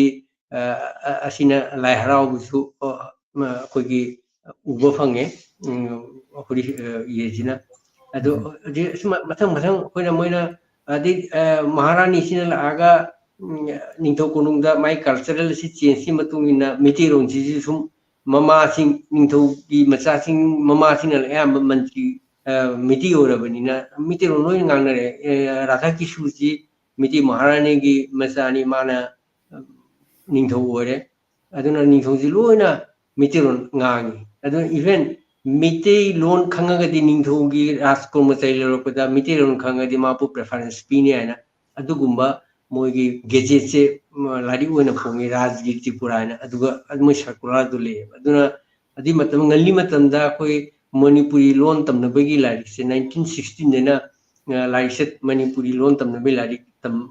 ꯐꯣꯡꯕ ꯍꯧꯔꯝꯃꯦ ꯑꯩꯈꯣꯏ non manipuri si manipuri tamagadi chakri phangani asigi patron je mayam tabuji mapani mima laaga Rabindranath Tagore tamiti jagono oini na aduna akoigi culture gi represent manipuri culture sina wang manina moina dominant to even tribal sing ji moi rasana mitei ojasina takpi na moi rasana rin aduna tribal sing munungda kokbor moni moi ji koi mitei gi prabhav tegi Vishnu Dhamma chaleba Mura Singh kauri moi chingda leiba singye manipur pura koi jo tulsi ja bato na moi pura Vishnu on gya koi mitei gi prabhav kam na kan khaba koi imagine adi mathang asum akoi tarak pada Maharani mom lakpada moi gi mababu adedi mai mabung sing loina lakane jigi hori sesuri sajabadi mai gi moi gi aduga magna loina lakiba koi pujari isei sakpa mai gi manai masen adi mai gi mabung sing laksina koi gi sana khun kora jiti old tripura old Agartala hai adu mitei na sana khun kore aduga mai gi vacation gi sadanangda sing loina leyo mari mata na moi jibo ko Bichandra title se Devon Pege ST facility fangi moi visu moi mari adi je koi gi jige koi gi mukta boli Bangladesh ki koi gi ye dagi lakpani adu ma lakpan Subhanando adi babuni so ba moi yang themni moi gi Manipur ki Tripura da ojawari moi laga dhulasuda kundara re adi Radhakrishna ki mapabung Prem Singh aje silitgi lakpani moi laga moi su siga kundara la adi Dhaka dagi ujiki Rotno Manjuri si Devendra Maharaj Dhaka dele mai misanu pini Dhaka tabi ai jukhange mala pada moi gi kangu ujiki machimanau moi ohum ni laga kugi aina leibo ujiki dhulasuji laga Ningthem lakai haina liram ajika Manipuri boarding se liram aduna moina laana Tripura sika pura ningthau konung si akoi mitirol ngangani adedi loin tawrani sumaina tawle basi jik akoi gi hai rogadi Bangladesh Pakistan Bharat khaido tungda Bengali Muslim Bengali Hindu Bengali se Tripura da liram Muslim liram the Muslim chakre moi mem chang padagi hojikti tribal ju minority okra koi miti ju hana gi dugi du leitre aduga kari kuma moi chang am di Tripura tribal jing chena Manipur jing jibu moina tribal Bengali den nuksi da batawri si akoi de lakada akoi na dominant to masing liya gas adu akoi imagine adi matagda tulasi boti sina nupi singi education sikha ki ta man tu sibudi school je lingla man legem ta mami Maharani tu sibudi ahan ba ko gi linga ki je 94 ke dai de linga ki bana 1894 ke dai de linga ki bani man tu sibudi linga li sina ningthau Maharani oira matung da ningthau jina ko gi Maharani mai ki ba ko pa tono bena lam mama area se mai taluk aina pia taluk ti mai revenue fa kuduna ma adu na mai tawning ba to ba adugi hujiki tulsipoti sina adi lupa aduna koi nupi sing larik tamba darkar ne man school lingkalam ya si jamna sacrifices so bomane adugo loina na kogi han ba hospital BM hospital ai duga mana maternity ward ma sit taragi kadamni adedi ma Rani Bazar kogi subdivision gre aduga magi mapam dugi Misi Agartala da laga wane na duga na mana kecil mahudom me duji Rani ne lingalam ba kecil Rani Bazar na thon kre adi amana Maharani ta bada Rani gauri moje Maharani from the lokhota ba leima urenda ba moi badum ba Rani mayam sini mite leiri ba ado akoi Agartala si mi taram da koi si koi sing tungchana le mo homni Krishna Gisu manik ko na ma si sadan malap usia kuma theba kuma sumai sadama lap patuga mafam ji uradi mana magi sak kumbi puno kola eje bamun nubi miti bamun nubi ahan ur da masi luhomade Katrina bamon lore na wathok ki ma ndogununga ol Agartala ndogunura mimi adu pusandana dhole shorsi ga jum sare ga mabu lehenge de miti singa Agartala gi ahan ma khundabo je miti na koi dhole shor mafam jigana aji koi miti gi नुपी सिंगी थौना हाई तारे अदा कोई university ओरिबा सूर्यमणिनगर राइजे सूर्यमणि बीरेंद्र किशोर की माई रानी की तालुक मफम ने माई ममिंग द थोन मफम ने अदुना अखोई नुपी मैम की अचौब रूल मा अखोई उबो कई माई कल्चरली अखोई लोन दा खंगदे कदी दा खंगदे अचौब मले मथंग तारकपदा अखोई शिलासेन ओसा तरनिकांत देसी मतुता रिसर्च स्टोरी बनी अंगन मा मतमदा रेडियो दा आहानबा इसे सकबजे अखोई कलकत्ता रेडियो सेंटर दा आहान इसे सकबजे शिलासेन ने सकबदबुदी मा बेंगोली इसे सही अखोई रविंद्र के ममो नुपी प्रतिमा देवी से मागी ममानमी जाम तिनबनी पोंकोस मोलिका एना रविंद्र संगी सही मैम जे माका लोनब मीने अब दो जाम लाइबक्ति जाम ngन मासे लेगिजे अते हिंगन लेरमदि जामना तबुनि दो अखोई मणिपुर दसु रेडियो देसी सपथोरति अद त्रिपुरा के सुशीला सेन आहान बहोबनी अद हुजिकसु लारि लाइसु सुम तबुबे यमदा अखोइना चेहि कुदिंगी 2004 दगी फर्स्ट डिवीजन पास तब आंगांग सिंगजे अखोई कौखलगा अवार्ड पिया अदो मिति नुपी मचासिंग मसिंग यामी द हाईएस्ट मार्क फंगु मोइने हेंगनी त्रिपुरा बोर्ड स्टैंड तो गिवजे मिति मचानी अदो नुपी अमा जावरी डॉक्टर होय अदुना यूनिवर्सिटी हंदक सोखने रिसीव तोदा लोदा फर्स्ट तारकुसन नुपी मचामनी अदे त्रिपुरा यूनिवर्सिटी भूटानी दा गोल्ड मेडल फंगु नुपी मचानी अदे एनआईटी अगरतला दा गोल्ड मेडल फंगबा जावना कोई अदुना पीएचडी तोबा मंगा सुरे नुपी मचादा अते मंगा मुझे पीएचडी तोरी डॉक्टर तरुक मतमी कॉलेज की ओजा अनी लेरी अदु बैंक की ऑफिसर करीगा नुपी सिंह जे मागी कुंता लोइना एडवांस ने अदे खोगी होजिकी ड्रग कंट्रोलर होइसे खोगी कांचोन ना बीरजी द खोई मंत्री ओइरमदो मागी नुपी माना जे मको होना ड्रग कंट्रोलर अदुना मनम खुबित मिति नुपी सिंह जे खोगी लालहोगी नतगसु अते लोट मुक्त त्रिपुरागी नुपी सिंह जे माई एडवांसमेंट जामना फजना लेई सी जाम थगन गाने अदुना तबदा कोई मतमत त्रिपुरा द चेंबाक सुबा इन वारी कोई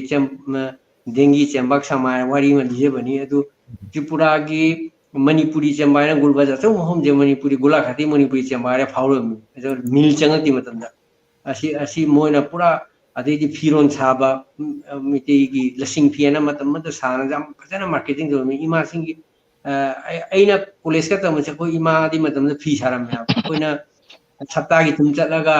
अगी पॉकेट खोरस लुपागा सिकरी इमा की फी साबी पिसादुना कोई लौसिंग लेरगसु रेगुलर खुद पैसा तो पनेबा अदुना कोई पीरगा इ लारिक तमई बनी इमा सिंगी सोब रूल ले त्रिपुरागी अदन मूवमेंट दन तबसु अखोगी लारि लेसु तंबदा करी द मोइगी अते निंधौगी महारानी दे सिंहला सी सोब त्रिपुरागी रूल मले थागतरे ओजा तशेंगना हारगदि अखोई कैनोसे अखोई सुम थिगतलुबदा होजी होजी किसु नतब ममांगैदगे अखोई मैतेगी मरोइना मैतेगी समाजता मैतेगी खुनाइदा नुपीसिंगी अवदान हाइगदा नुपीसिंगी थौना अदुगी मखोइना तौबिरंबा अखोईगी सेनमिटलोंदबु ओइरो पॉलिटिकली अखोई कैनोदबु ओइरो यामना हातरे मपुंग फाबा रूल लौबगी कैनो सिसुम उई असिदिसिना इना ओजातरनी कांतोदा इना लाक्चनिंगी मरम सी करीगिनोदि खंगदे अदु अखोई मयाम सुम येंगबदा मणिपुरी की हाइगद्रा अखोई अपुनबा मणिपुर अखोई बांग्लादेश ता लेबा आसाम त्रिपुरा बदुगलोन इम्फाल दा सुंगाई अखोई नुपीसिंगी कैनो थौदांग से इमा कैथेल अते अते अखोई नॉर्थ ईस्ट लेबा अखोई आई यामना कोजे नॉर्थ ईस्ट लेबा सी अखोई ट्राइब ओरसु नत्रगना एथनिक माइनॉरिटी लिंग्विस्टिक माइनॉरिटी हाइगद्रा अखोई फ्रूट मचा मचा सी याम अदुरगसु अखोई मेटेइसु मसिंगबुदि यामजब नते अदु मसिंग खर लेक्चरगसु अखोई तोंगालबा नॉर्थ ईस्ट की इंडिया हाइद्रगसु नॉर्थ ईस्ट की मनुंगदसु तोमथिन गान लेरिबा मणिपुर की कैनो सिगैसिगसु कै नुपीसिंगी थौदांग सी यामना अनबा मतमदगी सुम उबा फंगी असुमाइना नुपी की रोल से अखोई समाज दा कमाइना मांगजिन थाखिबनो हसे करीना मरम ओइरगा नत्र करी माने करी हाइतारे करम हिस्टोरिकल बैकग्राउंड दगी अखोई कैनो तबु और हंदकी कैनो सिदसु इहो सिदसु हाइतारे हौजी हौजी थोंगलिबा कांगुपी इरांग सिदसु अखोई नुपी सिंगी मरोइना मेरा पाइबी सिंगी अखोई इमा सिंगी इचे सिंगी के हाइतारे याम इचंग थौरबा कैनो सिस कोई सुम उई थौना हाइगद्रा असुमाइना ममांगैदो जाबिरे बंगलसु तापी अखोई मनोरमा की मतांग अदोइदि नेसाबन की मतांग ꯑꯗꯨꯒꯩꯗꯤ ꯑꯩꯈꯣꯏꯒꯤ ꯇꯪꯐꯝ ꯅꯥꯏꯅ ꯑꯦꯅꯤ ꯄꯣꯂꯤꯇꯤꯀꯦꯜ ꯃꯨꯚꯃꯦꯟ ꯁꯤꯗꯩꯁꯤꯗ ꯅꯨꯄꯤꯁꯤꯡꯅ ꯂꯧꯔꯤꯕ ꯊꯧꯗꯥꯡꯁꯦ ꯑꯇꯩ ꯑꯇꯣꯞꯄ ꯑꯩꯈꯣꯏ ꯕꯣꯗꯣꯒꯤ ꯂꯩꯔꯤꯕ ꯑꯁꯥꯃꯤꯁ ꯂꯩꯔꯤꯕ ꯅꯥꯒꯥꯁꯤꯡꯒꯤ ꯅꯠꯇ꯭ꯔꯒ ꯀꯨꯀꯤꯁꯤꯡ ꯑꯃ ꯑꯩꯈꯣꯏ ꯈꯥꯁꯤꯁꯤꯡ ꯑꯇꯩ ꯀꯩꯅꯣꯁꯤꯡꯗꯁꯨ ꯑꯩꯈꯣꯏ ꯐꯪꯉꯤ ꯑꯗꯨ ꯑꯣꯏꯔꯁꯨ ꯃꯩꯇꯩꯁꯤꯡꯁꯤꯒꯤ ꯀꯩꯅꯣꯁꯤꯅ ꯀꯩ ꯍꯥꯏꯇꯥꯔꯦ ꯃꯄꯥꯟ ꯂꯝꯗꯁꯨ ꯉꯁꯤ ꯏꯟꯗꯤꯌꯥꯒꯤ ꯃꯆꯪ ꯂꯩꯔꯕ ꯅꯠꯇ꯭ꯔꯒꯅ ꯀꯩꯅꯣ ꯑꯣꯏ ꯍꯥꯏꯇꯥꯔꯦ ꯃꯦꯟ ꯏꯁꯇ꯭ꯔꯤꯝ ꯃꯤꯗꯤꯌꯥꯗꯁꯨ ꯑꯁꯤꯒꯤꯁꯤ ꯌꯥꯝ ꯅꯩꯅ ꯈꯜꯂꯛꯏ ꯁꯤ ꯑꯣꯖꯥꯒꯤ ꯋꯥꯈꯟꯗ ꯍꯥꯏꯇꯥꯔꯦ ꯑꯣꯖꯥ ꯇꯔꯅꯤꯀꯥꯟꯇꯒꯤ ꯋꯥꯈꯟꯗ ꯀꯔꯤꯗꯒꯤ ꯑꯣꯏꯔꯛꯈꯤꯕꯅꯣ ꯀꯃꯥꯏꯅ ꯑꯁꯤꯒꯤ ꯀꯩꯅꯣꯁꯤ ꯂꯥꯛꯈꯤꯕꯅꯣ ꯑꯩꯈꯣꯏ ꯅꯨꯄꯤꯒꯤ ꯔꯣꯜꯁꯦ ꯑꯁꯨꯛ ꯌꯥꯝꯅ ꯑꯩꯈꯣꯏꯒꯤ ꯃꯩꯇꯩꯒꯤ ꯈꯨꯟꯅꯥꯏꯗ ꯃꯥꯡꯖꯧ ꯀꯩ ꯍꯥꯏꯇꯥꯔꯦ ꯃꯥꯡꯖꯤꯟ ꯊꯥꯔꯤꯕ ꯇꯥꯛꯄꯤꯌꯨ ꯑꯣꯖꯥ ꯃꯁꯤ ꯑꯃ ꯇꯧꯔꯦ ꯑꯣꯖꯥ ꯃꯃꯥꯡꯗꯒꯤ ꯑꯩꯈꯣꯏ ꯃꯅꯤꯄꯨꯔꯁꯤ ꯑꯩꯈꯣꯏꯒꯤ ꯑꯋꯥꯒ ꯊꯪꯅꯕ ꯈꯪꯗꯦ ꯑꯃ ꯈꯪꯗꯦ ꯂꯥꯟ ꯌꯥꯝ ꯊꯣꯛꯏ ꯂꯥꯟ ꯌꯥꯝ ꯊꯣꯛꯄ ꯑꯗꯨꯒ ꯃꯤꯒꯤ ꯃꯤꯁꯤꯡꯁꯨ ꯂꯤꯛꯄꯅꯤꯅ ꯑꯩꯈꯣꯏꯅ ꯀꯩꯗꯧꯒꯦ ꯑꯌꯥꯝꯕ ꯅꯨꯄꯥꯁꯤꯡꯗ ꯂꯥꯟꯃꯤ ꯑꯣꯏꯅ ꯆꯪꯈꯤ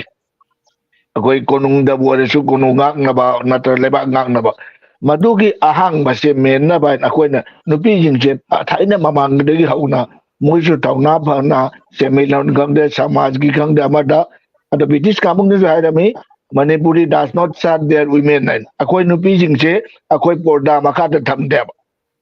ꯃꯁꯤꯗꯤ ꯀꯣꯟꯅ ꯃꯨꯁꯂꯤꯝꯒꯤ ꯏꯟꯐ꯭ꯂꯨꯌꯦꯟꯁꯇ ꯂꯥꯛꯄꯅꯦꯕ ꯃꯁꯤ ꯑꯩꯈꯣꯏ ꯏꯆꯝ ꯆꯝꯅ ꯌꯦꯡꯁꯤ ꯑꯩꯈꯣꯏꯒꯤ ꯀꯩꯅꯣꯁꯤ ꯀꯣꯅꯨꯡꯒꯤ ꯅꯤꯔꯅꯤꯁꯤ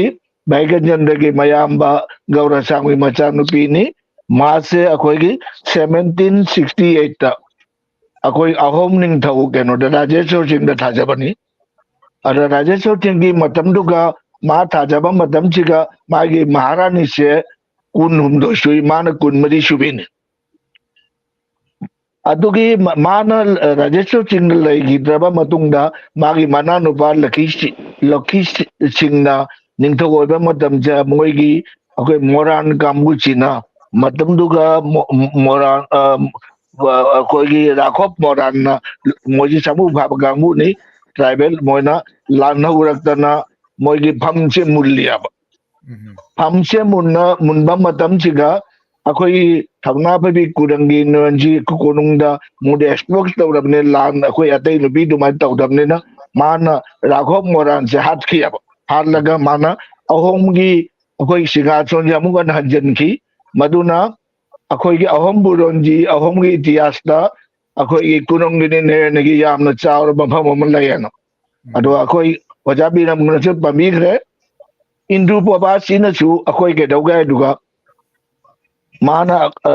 कनोदा कृष्ण चंद्र लाभ कनो डिमासा निंगथौदा माना मतन मोसे डिमासे साकदमनी मधु माना वैष्णव मोसे बलि कलमेब अखोई हुजिकी कनो उदामर मनाक्ता लेरिबा मंदिर गासे मोगी मंदिर नेब मसी काम से माना अखोई वैष्णव इजम मादी भाग्य चंद्र के नोनीना मसू नुबीनीना मान मधु थिंगी बनेब अदोगी राज अखोई राज मणिपुरी राज की बाना पुछलई अदुगा मसीदा अमत तौगी अखोई अतोबा कामुना बंगाली कामुना लौटुना बनेब मोना अखोई कनो कृष्ण चंद्र सिंह मतंग गोविंद चंद्रना इंदु बाबा लौबसे इंदु बाबा लौबसे मोना वाथोइना मासे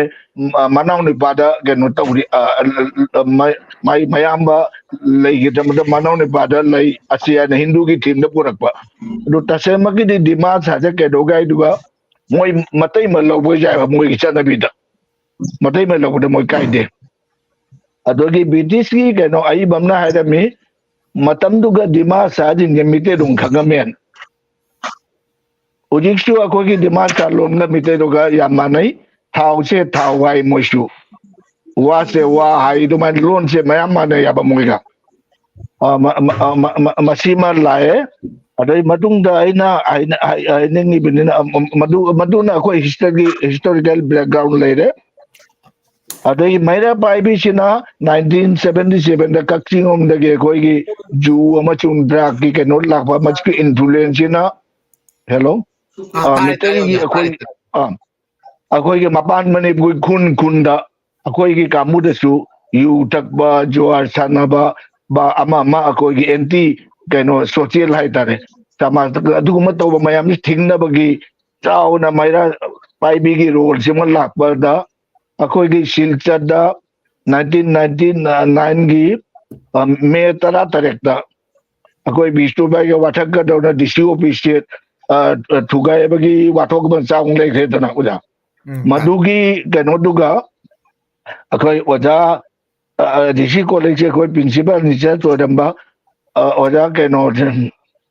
Suramani. Suramani down. Why? Oja Mayam je Paba Sigagi. Nungalak pada tay ju phade to rak pada di khoi gi maira ba mi ma mafam sikjar anak ba ramnor khang de gwalior khang de berakal khang de lakipur ju mai na mayam se auga laga sikjar gi chodo thana ga tarabu thana ba se akhoi moi thado moi se tu nai na mayam sin ke no to bada police jing ju no bai le ta na mo na water ke no season na ising chai san mane ba matam lu ga khoi mi tai Mayra Baby Mayam Sina Chalaga, Pulijing Jabo Kappa Bottom, the police among Jacon Layaba. Maduna Moy Akomda, Upile the Moy Isingap Toyaba. At the Paraga Moise, Sunai the Shoe, Silja the Shoe, Lakibu the Sumoina, Akogi, cannot Dambora Dear, Damaga cannot open ever. Maduga Sumite, Nupigi, Kanoma, Akogi Taunam would the Mayam Nasu. Ujiba Moshonari Banimite no big town as. Adogi, Akogi, Samasi, Kenoda, Ojik Sungai, Larilla Shuje, Nepatu Hai, Adu Nupina, Ko the Krayam, Notori, Assam Maru and Assam Civil Service, Nepa the Gidi, Ujibush, Mite Nupina Yam. Ada Akoi, my Gapun of Damata, and the day, Larilla Sukang de China, Konabagil, the Sukang de. Akoi Tipura da gano ojabi na mo na hide jumaina adogi amana Tipura da koi agatala sagibagi nauna semakwa ni chagi ningdoduna bamunupi magi chaktongbi lobagi warise aina masina Sunil Gongo Badagi magi gano bhangi ba portoma lo aba laito yam sang na ibani aba Saraswati award bhangi bani magi laikse yam saw bani laikse aduga ma yam sang na iya ba tipu madu na khoi mani kanogi agatala gi data be mitai gi madam culture ning thogi lei ba duga nei kano taw Okay. Yam nungai waja sigi khoi gi khoi mitai gi khuna de ningol haitare nupi sigi thawna si Bangladesh ta smi khoi bhanubil kishok proja andolon sumo ja tabira mani asidashu khoi ke hatar te baga andolon akoi jan te baga hai andolon aju dasu akoi sum nipa singa lone na akoi gi ningol si akoi di akoi abok hatar ibok sing hai ga dra koi ma sing ma koi su yaw na saru ya na marwan ma Lilavati Sharma Savitri Singh Shoshi Prada te ga devi ga koi sumaina koi kai hatar ngasagi thauna lingyen che sum maplai hilegi mam hojiksu sum Bangladesh ta bo palam de su Manipur de oibe ori ma palam de su nupi singi keno si sum leidi oja mi no same oja de su same asi question sini aina hangyaningi sina akoi gi Manipuri gi khunai da akoi sumaina akoi ningol singi ma nupi singi thodang hi yam chaw na le not only akoi semilon khakta na ta bada akoi maruina aina ngasai su haja ki bar nordisk ki contest na ta kana South Asia South Asia ki contest East Asia ram chakrana mo hoini koi South Asia koi India gi oina Bangladesh ko ne nupi sing yam nam thabi ba natraga su koi yam na tung dat oina le tung natra lot na mayang Bengali Muslim singi oina natra to Muslim singi do natra porta prathas na su koi mapat thlok ngamti adu raga su adu natabe da koi chumnagi ayam ba keno sing da su koi khara tung da oina ayam ba le gal adu ga Manipuri virus akoi meite gi khunai da di nupi sing sin mangjin tha ba koi ihu kaya adu natana koi keno sing da su lakhi ba le to asigi maram ji oja taroni ka ta kha thambi khre oja gi oiba gi wakhalon dai su khasi kha habi ba ya gadra oja tarani kan tana habi budu chumi koi gi Manipuri huji Manipur langtheng nari basi Manipur gi koi history uragadi Burmese na matam da koi da landa rakhiba asigi soba history ma leire duna koi Nepal singji landa tangnoba duna koi angang uni dusu chak charaga khongrai chan sikja baje ahanjing yam chawrami chakcha taragadi koi pong ro phamna chaga da bani hanji asi maru obadi koina chakcha bada karigumma lan gi hek taragadi haguna chenba ꯌꯥꯅꯕꯒꯤ ꯑꯗꯨꯒꯨꯝꯕ ꯐꯤꯕꯝꯗ ꯑꯩꯈꯣꯏ ꯑꯗꯩꯗꯤ ꯑꯩꯈꯣꯏꯅ ꯊꯥꯡ ꯇꯥ ꯇꯧꯔꯤꯕ ꯃꯌꯥꯝꯁꯦ ꯃꯨꯚꯃꯦꯟꯁꯦ ꯂꯣꯏꯅ ꯂꯥꯟꯊꯦꯡꯅꯕꯁꯤꯒꯤ ꯑꯆꯧꯕ ꯔꯨꯜ ꯑꯃ ꯂꯩꯕꯁꯤꯅ ꯖꯨꯝꯒꯤ ꯍꯧꯖꯤꯛꯀꯤ ꯍꯥꯏꯔꯤꯕ ꯖꯨꯝꯒꯤ ꯄꯥꯟꯅꯕ ꯐꯦꯃꯤꯂꯤ ꯄꯨꯕ ꯑꯁꯤ ꯀꯩꯊꯦꯜ ꯀꯥꯕ ꯀꯩꯊꯦꯜꯗ ꯄꯣꯠ ꯌꯣꯟꯕ ꯀꯔꯤ ꯂꯣꯏꯅ ꯑꯥꯔꯂꯤ ꯃꯇꯝꯗꯒꯤ ꯑꯉꯟꯕ ꯃꯇꯝꯗꯒꯤ ꯅꯨꯄꯤꯁꯤꯡꯅ ꯑꯁꯤꯒꯤ ꯑꯆꯧꯕ ꯔꯨꯜ ꯑꯃ ꯂꯧꯅ ꯂꯥꯛꯏꯁꯦ ꯑꯩꯈꯣꯏꯅ ꯁꯨꯝ ꯑꯩꯈꯣꯏꯗꯤ ꯕꯦꯡꯒꯣꯂꯤ ꯇ꯭ꯔꯤꯄꯨꯔꯥꯗ ꯂꯩꯔꯤꯕꯁꯤ ꯎꯅꯕ ꯃꯣꯏꯅ ꯑꯩꯈꯣꯏꯒꯤꯗꯤ ꯆꯥꯛ ꯊꯣꯡꯕꯁꯤ ꯏꯃꯥꯁꯤꯡꯅ ꯃꯁꯥ ꯌꯥꯔꯛꯇꯕ ꯃꯇꯝꯁꯤꯗꯤ ꯑꯦꯠꯂꯤꯁ ꯅꯨꯃꯤꯠ 5ꯅꯤ 6ꯅꯤꯁꯤꯗꯤ ꯑꯩꯈꯣꯏ ꯆꯥꯛ ꯊꯣꯡꯉꯦꯕ ꯑꯩꯈꯣꯏ ꯏꯃꯥꯟꯅꯕꯁꯤꯡ ꯀꯩꯗꯧꯔꯤ ꯃꯣꯏꯗꯤ ꯑꯗꯨꯒꯤ ꯆꯦꯛꯁꯤꯟꯁꯨ ꯂꯩꯇꯕꯅꯤꯅ ꯀꯅꯥꯝꯇ ꯆꯥꯛ ꯊꯣꯡꯗ ꯃꯥꯏ ꯅꯨꯄꯤ ꯃꯁꯥ ꯉꯝꯗ꯭ꯔꯒꯗꯤ ꯃꯣꯏ ꯆꯥꯛ ꯆꯥꯗ꯭ꯔꯦ ꯑꯗꯨ ꯅꯠꯇ꯭ꯔꯒ ꯑꯇꯩ ꯀꯅꯥꯒꯨꯝꯕ ꯆꯥꯛ ꯊꯣꯡꯉꯦ ꯑꯗꯨꯒꯤ ꯌꯦꯁꯤ ꯃꯣꯏꯅ ꯅꯨꯄꯤꯁꯤ ꯑꯗꯩꯗꯤ ꯃꯥꯅ ꯀꯔꯤꯒꯨꯝꯕ ꯃꯄꯨꯔꯣꯏꯕꯅ ꯂꯩꯈꯤꯗꯕ ꯊꯣꯛꯑꯗꯦꯕ ꯄꯨꯔꯥ ꯃꯣꯏꯁꯤ ꯑꯋꯥꯕꯗ ꯐꯤꯕꯝꯅꯦꯕ ꯕꯖꯥꯔ ꯆꯠꯄꯗꯒꯤ ꯀꯔꯤꯗꯤ ꯀꯔꯤꯝꯇ ꯃꯣꯏ ꯈꯪꯗꯦ ꯑꯗꯨꯅ ꯃꯣꯏꯗꯤ ꯑꯩꯈꯣꯏꯒꯤꯗꯤ ꯑꯗꯨ ꯅꯠꯇꯦ ꯑꯗꯨꯅ ꯑꯁꯤꯒꯤ ꯑꯉꯟꯕꯗꯒꯤ ꯁꯤ ꯂꯥꯛꯄꯁꯤꯅ ꯑꯗꯩ ꯑꯩꯈꯣꯏꯅ ꯁꯣꯇꯤꯗꯥꯍꯣ ꯄ꯭ꯔꯊꯥ ꯂꯩꯔꯝꯃꯤꯕ ꯑꯗꯩꯗꯤ ꯕꯤꯙꯋꯥ ꯕꯤꯕꯥꯍ ꯍꯥꯏꯅ ꯕꯤꯗ꯭ꯌꯥꯁꯥꯒꯔꯅ ꯇꯧꯔꯤꯕ ꯑꯁꯤ ꯑꯁꯤꯒꯤ ꯂꯥꯏꯔꯤꯛ ꯑꯃ ꯑꯁꯤꯒꯤ ꯗꯦꯁꯤꯌꯣ ꯔꯥꯖ꯭ꯌ ꯍꯥꯏꯅ ꯍꯧꯖꯤꯛꯀꯤ ꯇ꯭ꯔꯤꯄꯨꯔꯥꯒꯤ ꯀꯣꯔꯅꯦꯜ ꯃꯣꯍꯤꯝ ꯊꯥꯀꯨꯔ ꯍꯧꯖꯤꯛꯀꯤ ꯃꯣꯍꯤꯝ ꯊꯥꯀꯨꯔꯁꯦ ꯕꯤꯔꯦꯟꯗ꯭ꯔ ꯀꯤꯁꯣꯔ ꯃꯥꯅꯤꯛꯄꯨꯔꯒꯤ ꯔꯣꯕꯤꯟꯗ꯭ꯔꯅꯥꯊꯀꯁꯨ ꯌꯥꯝꯅ ꯁꯝꯅꯔꯝꯕ ꯌꯦꯅꯤ ꯀꯣꯔꯅꯦꯜ ꯃꯣꯍꯤꯝ ꯊꯥꯀꯨꯔ ꯍꯥꯏꯁꯦ ꯕꯤꯔꯦꯟꯗ꯭ꯔ ꯀꯤꯁꯣꯔꯅ ꯃꯅꯤꯄꯨꯔꯗ ꯆꯠꯄ ꯃꯇꯝꯗ ꯑꯗꯨꯅ ꯃꯅꯤꯄꯨꯔꯒꯤ ꯑꯗꯨꯒꯤ ꯃꯇꯝꯒꯤ ꯀꯪꯂꯥꯒꯤ ꯃꯅꯤꯄꯨꯔꯒꯤ ꯁꯣꯁꯥꯏꯇꯤꯒꯤ ꯏꯇꯣꯟ ꯑꯃ ꯌꯥꯎꯔꯨꯕ ꯁ꯭ꯔꯥද්ධ ꯀꯔꯃꯗ ꯑꯩꯈꯣꯏꯅ ꯆꯠꯂꯤꯕ ꯑꯗꯩꯗꯤ ꯆꯤꯔꯥꯞꯀꯤ ꯃꯅꯤꯄꯨꯔ ꯆꯠꯂꯤꯕ ꯌꯥꯝ ꯐꯖꯅ ꯃꯥ ꯏꯅ ꯇꯧꯕꯁꯤꯒ ꯑꯗꯩꯗꯤ ꯑꯩꯈꯣꯏꯒꯤ ꯑꯗꯨꯒꯤ ꯃꯇꯝꯒꯤ ꯁꯥꯔꯕꯣꯚꯧꯃ ꯇ꯭ꯔꯤꯄꯨꯔꯥꯒꯤ ꯅꯤꯡꯊꯧ ꯔꯥꯙꯥ ꯃꯥꯙꯕꯀꯤ ꯌꯥꯝ ꯑꯆꯧꯕ ꯄꯟꯗꯤꯠ ꯑꯃꯅꯤ ꯃꯥꯒ ꯋꯥꯔꯤ ꯁꯥꯟꯅꯕꯒꯤ ꯃꯇꯥꯡꯗ ꯃꯥ ꯄꯟꯕꯁꯤꯒ ꯑꯩꯈꯣꯏ ꯃꯥꯅ ꯍꯥꯏꯔꯤꯕ ꯕꯤꯗ꯭ꯌꯥꯁꯥꯒꯔꯅ ꯇꯧꯅ ꯕꯤꯙꯋꯥ ꯕꯤꯕꯥꯍ ꯄ꯭ꯔꯆꯂꯣꯟ ꯑꯣꯏꯔꯒꯁꯨ ꯑꯩꯈꯣꯏ ꯁꯃꯥꯖꯇ ꯍꯧꯖꯤꯛꯁꯨ ꯑꯩꯈꯣꯏ ꯄꯨꯁꯤꯜꯂꯛꯄꯅꯗꯤ ꯚꯥꯏꯔꯁ ꯃꯅꯤꯄꯨꯔꯤꯗꯤ ꯍꯤꯟꯗꯨ ꯑꯣꯏꯔꯒꯁꯨ ꯑꯁꯤ ꯀꯃꯥꯏꯅꯅꯣ ꯌꯥꯝ ꯂꯥꯏꯅ ꯑꯩꯈꯣꯏꯒꯤꯗꯤ ꯕꯤꯙꯣꯕꯥ ꯍꯥꯏꯗꯤ ꯂꯨꯈ꯭ꯔꯥꯕꯤꯒꯤ ꯂꯨꯍꯣꯡꯗ꯭ꯔꯒꯁꯨ ꯃꯥꯏ ꯌꯨꯝ ꯄꯥꯟꯕꯗ ꯄ꯭ꯔꯣꯕ꯭ꯂꯦꯝ ꯂꯩꯔꯝꯗꯦꯕ ꯑꯩꯈꯣꯏ ꯁꯣꯁꯥꯏꯇꯤꯗ ꯁꯨꯝ ꯃꯥꯒꯤ ꯑꯆꯧꯕ ꯃꯥꯏ ꯐꯝ ꯑꯃ ꯁꯨꯝ ꯅꯨꯄꯤꯁꯤꯡꯒꯤ ꯑꯩꯈꯣই ꯄꯤꯅ ꯂꯥꯛꯏ ꯑꯗꯨꯅ ꯑꯁꯤꯒꯤ ꯃꯥꯏꯅ ꯁꯣꯁꯥꯏꯇꯤꯒꯤ ꯃꯥꯏ ꯑꯩꯈꯣꯏꯒꯤ ꯃꯄꯨꯔꯣꯏꯕꯒ ꯆꯞ ꯃꯥꯟꯅꯅ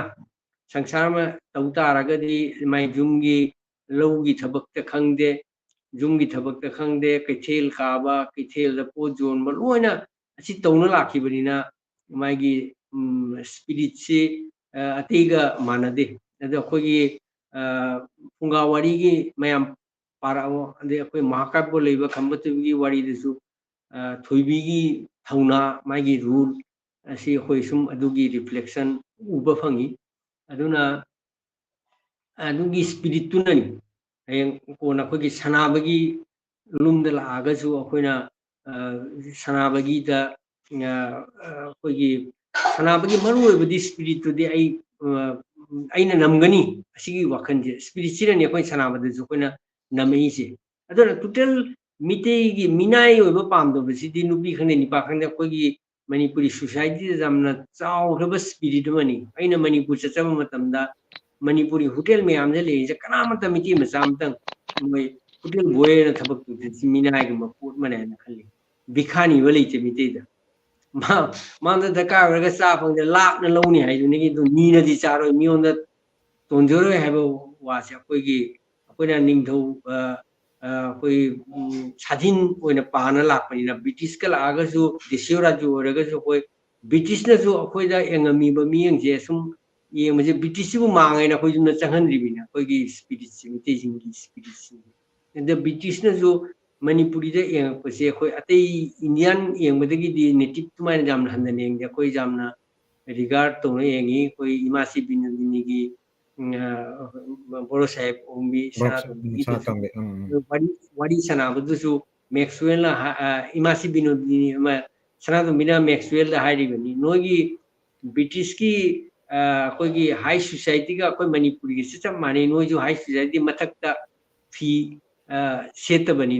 ꯅꯣꯏꯁꯨ ꯑꯩꯈꯣꯏꯒꯤꯁꯨ ꯑꯩꯈꯣꯏꯒꯤ ꯅꯤꯡꯊꯧ ꯃꯆꯥꯁꯤꯡ ꯃꯧꯁꯦ ꯃꯊꯛꯇ ꯃꯣꯏ ꯍꯧꯖꯤꯛꯇ ꯑꯩꯈꯣꯏꯅ ꯕ꯭ꯂꯥꯎꯁꯇ ꯀꯩꯗ ꯂꯤꯠꯄꯤ ꯋꯥꯅꯦꯕ ꯍꯥꯟꯅꯗꯤ ꯏꯃꯥ ꯃꯊꯛꯇ ꯐꯅꯦꯛ ꯁꯦꯠꯂꯒ ꯑꯗꯩꯗꯤ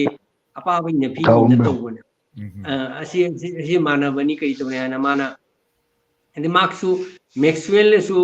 ꯁꯅꯥꯇꯣꯝꯕꯤꯁꯤꯕꯨ ꯌꯥꯝꯅ ꯔꯤꯒꯥꯔꯗ ꯇꯧꯅ ꯃꯥꯒꯤ ꯅꯦꯇꯤꯚ ꯑꯃ ꯑꯣꯏꯅ ꯑꯗꯨꯃꯥꯏꯅ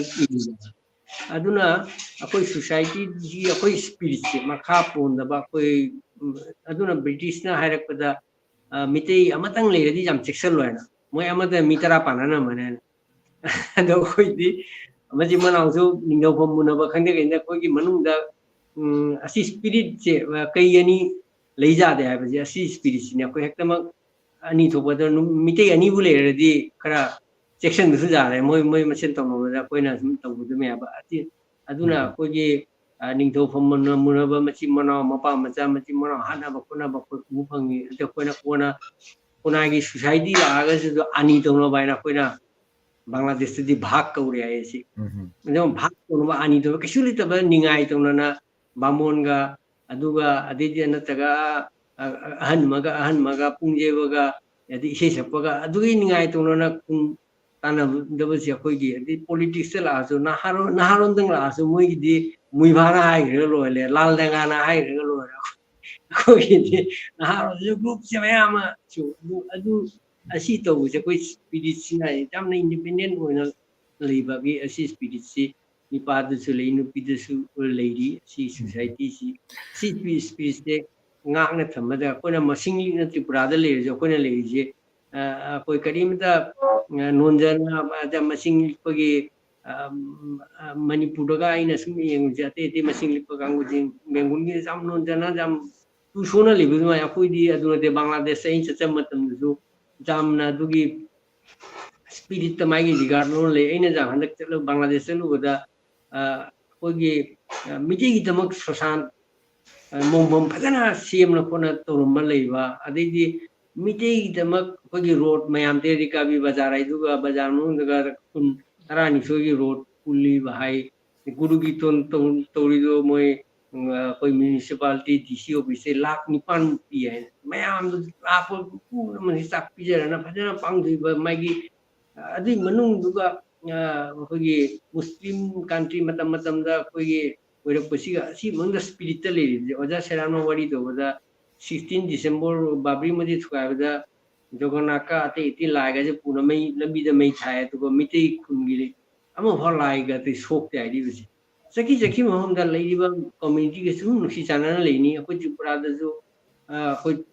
ꯕꯦꯡꯒꯣꯂꯤꯒ ꯇ꯭ꯔꯥꯏꯕꯦꯜꯒ ꯀꯟꯅ ꯍꯥꯠꯅ ꯇꯧꯕꯁꯦ ꯕꯦꯡꯒꯣꯂꯤꯁꯨ ꯑꯩꯈꯣꯏꯕꯨ ꯅꯨꯡꯁꯤ ꯊꯥꯖꯩ ꯑꯗꯩ ꯇ꯭ꯔꯥꯏꯕꯦꯜꯅꯁꯨ ꯊꯥꯖꯩ ꯑꯗꯨꯅ ꯑꯩꯈꯣꯏ ꯃꯣꯏ ꯑꯅꯤꯒꯤ ꯃꯔꯛꯇ ꯑꯩꯈꯣꯏ ꯃꯤꯇꯩ ꯈꯨꯟ ꯂꯩꯔꯗꯤ ꯇ꯭ꯔꯥꯏꯕꯦꯜꯅꯁꯨ ꯃꯤꯇꯩ ꯃꯔꯛꯇ ꯆꯪꯅ ꯁꯦꯜꯇꯔ ꯂꯧꯔꯤ ꯑꯗꯩꯗꯤ ꯕꯦꯡꯒꯣꯂꯤꯁꯨ ꯁꯦꯟꯇꯔ ꯂꯧꯅꯤ ꯑꯁꯤꯒꯤ ꯑꯩꯈꯣꯏꯒꯤ ꯃꯤꯅꯨꯡꯁꯤꯁꯨ ꯍꯦꯜꯂꯦ ꯑꯩꯈꯣꯏ ꯃꯤꯇꯩ ꯁꯣꯁꯥꯏꯇꯤꯁꯦ ꯑꯩꯈꯣꯏ ꯆꯨꯝꯃꯤ ꯁꯣꯁꯥꯏꯇꯤꯁꯦ ꯑꯣꯖꯥ ꯌꯥꯝ ꯑꯩꯈꯣꯏ ꯐꯖꯅ ꯀꯩꯅꯣꯗꯁꯨ ꯑꯩꯈꯣꯏ ꯕꯪꯒ꯭ꯂꯥꯗꯦꯁꯇꯁꯨ ꯁꯦꯝ ꯑꯩꯈꯣꯏ ꯃꯌꯥꯡꯁꯤꯡ ꯍꯥꯏꯗꯤ ꯃꯔꯨꯑꯣꯏꯅ ꯕꯪꯒ꯭ꯂꯥꯗꯦꯁꯇꯗꯤ ꯕꯦꯡꯒꯣꯂꯤ ꯃꯨꯁꯂꯤꯝꯅ ꯌꯥꯝꯅ ꯍꯦꯟꯅ ꯇꯥꯕꯅꯤꯅ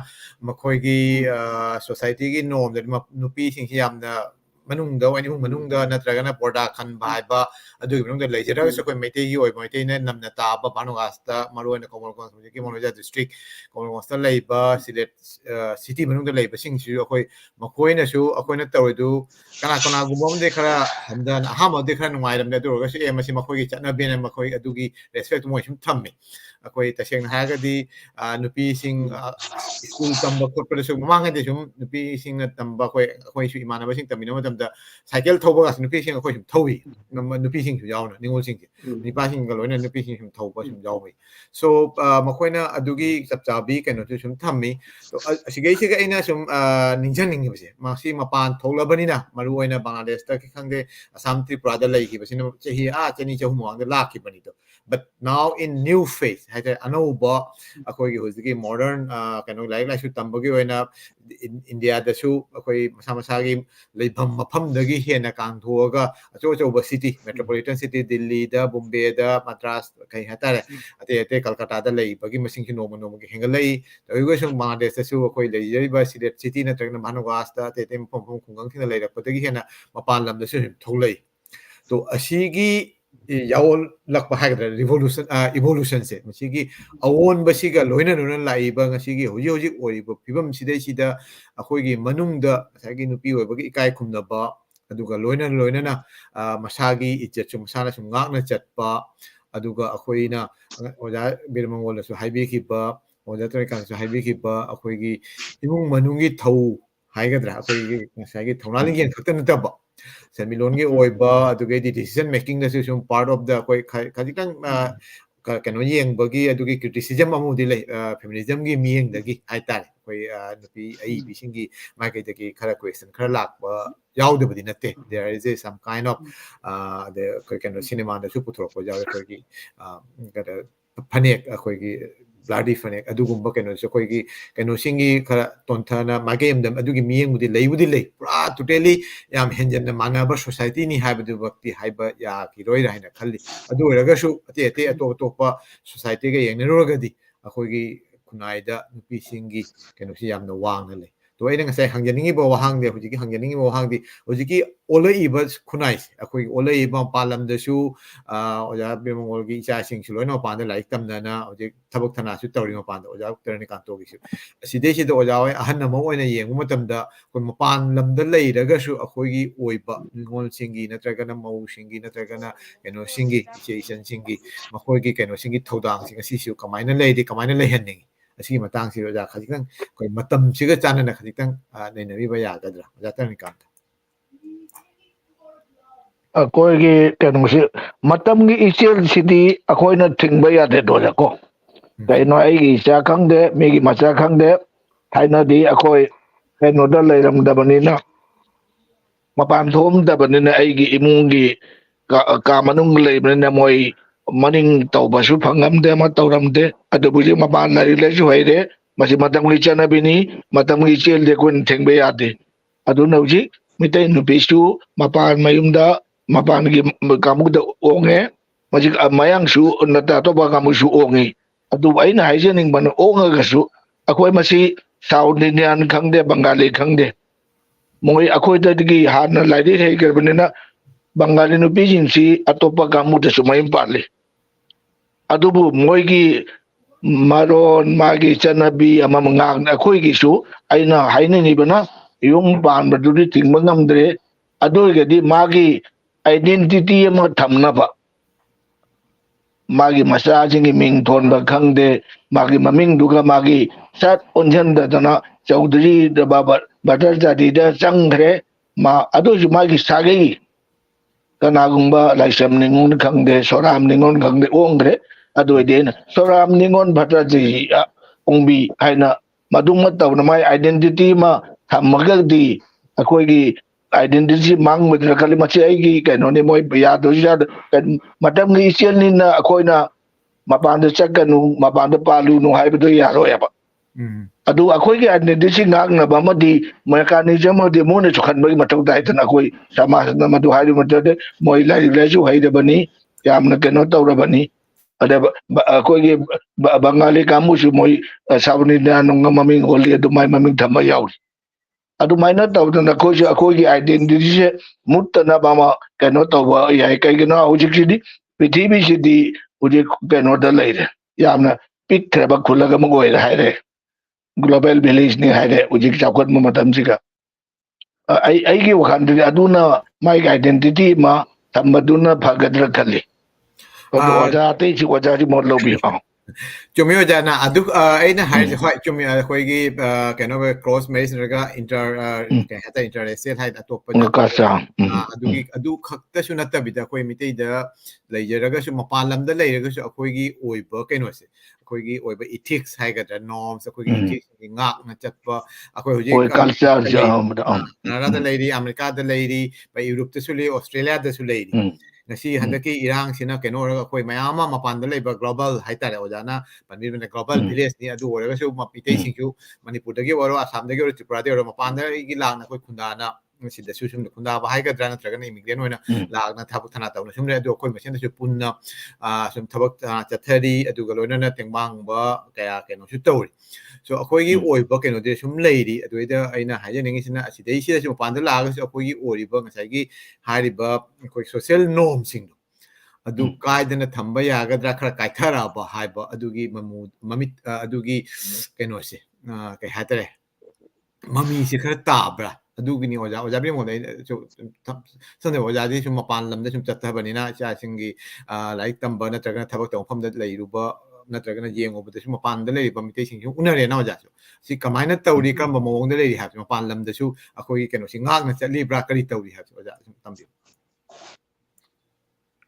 ꯑꯩꯈꯣꯏꯒꯤ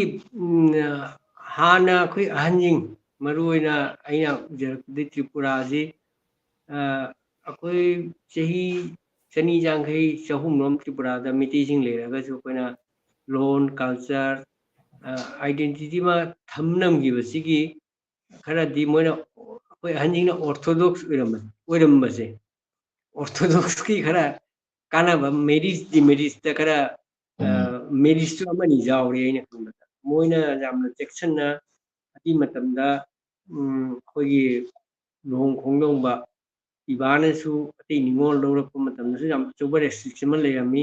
अखोई निंगोन सिजी अति लुप काउंटर चखिबा मतमदसु जामना चैराक मखुनगी लेरमी अदुना सोसाइटी से खरा ngakna thame to hujiki matamdadi oja tarani kana haibiriba wafam matungina ahoi global orabanina sidi thingmaju oroi aduga aina haijening madi asini akhoi loan culture ngakposi maru oina magi guardian mapa mama da leide akoina tripura da leiragasu khara guardian lei yamna macha imung da su bangla singang ba sum to ba sina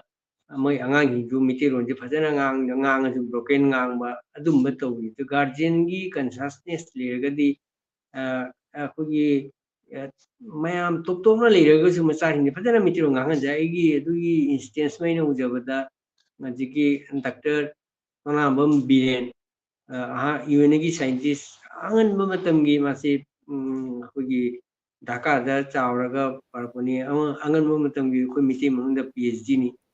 ado ko Tripura da Agartala da la mo Dhaka di la ang lerami MEB college ojawarami ona ko gi central gi mo ceramic ye da jatu puda thabo foundation ada lega ada settle hoya ai charu angan 90 decade ne na chapada ojaji even di scientist ona ka potha ba ngai अदो मागी single family मिटे मितंग लेरगसु मचा इनो फजना मिटेरो ngangi English medium तमेगी दोनि मिटे फजना ngangi माना aina oja aina chabada indon ju silongi ni masi ain chabada miti phane ka sena kona tora chaka thong biji de wari ji oja se tom de lega isa sin kamai miti ro bhajan thoi miti ma cha ke do miti ro ngang du mai spirit asini hui ga ngang na bo suma miti ro ngang na gani aduna mapa pamadi akhoi Canada gi oja akhoi Amosoni mana lega macha du mitiro ngang laga macha nupi du magi kyam na mana motivate tori di mitei nupi na thadi mitei ni bante di lo ngai wakan di toraga tira mitei ga manipur gi tara to mi maming juro ni mitiro thongani lu hongana mitei gi mainstream da du my generation do next third generation do miti ma sakhang ro ani hoi Canadian ati black mix ma hi ban adu gi spirit se papa ma da le le ga di hada tom ta family re ga su loan culture adena khangan ja adu ji jamna lai re ko gi online da YouTube da Google da loina hoji aina America da Canada da promotion miti rongi cinema miti rongi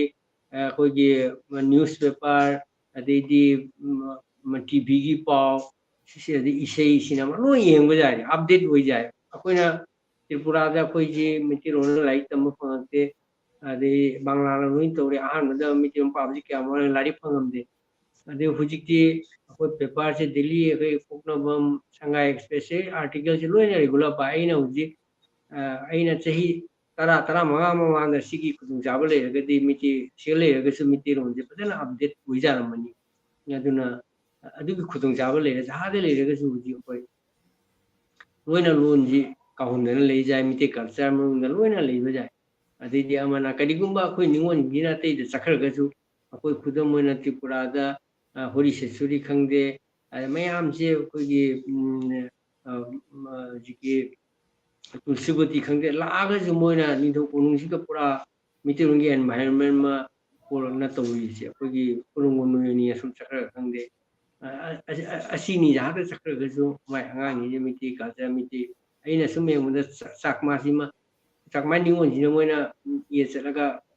ꯑꯗꯩ ꯃꯣꯏꯅ ꯂꯣꯕꯤꯁꯦ ꯌꯥꯝ ꯆꯥꯎꯅ ꯂꯩꯌꯦꯕ ꯏꯚꯤꯅꯤꯡꯗ ꯀꯔꯤꯗ ꯃꯣꯏ ꯆꯠꯈ꯭ꯔꯒ ꯃꯣꯏꯅ ꯑꯇꯩꯗ ꯂꯨꯍꯣꯡꯉꯁꯨ ꯃꯣꯏꯒꯤ ꯀꯜꯆꯔꯒꯤ ꯆꯥꯛꯃꯥꯒꯤꯗꯃꯛ ꯔꯥꯏꯁ ꯍ꯭ꯌꯨꯃꯦꯟ ꯔꯥꯏꯠꯁ ꯕꯪꯒ꯭ꯂꯥꯗꯦꯁꯇ ꯀꯥꯏꯔꯛꯏꯕ ꯁꯤꯒꯤ ꯃꯨꯚꯃꯦꯟ ꯇꯧꯕꯗ ꯃꯣꯏꯒꯤ ꯅꯤꯉꯣꯜꯁꯦ ꯑꯆꯧꯕ ꯔꯨꯜ ꯑꯃ ꯑꯩꯈꯣꯏ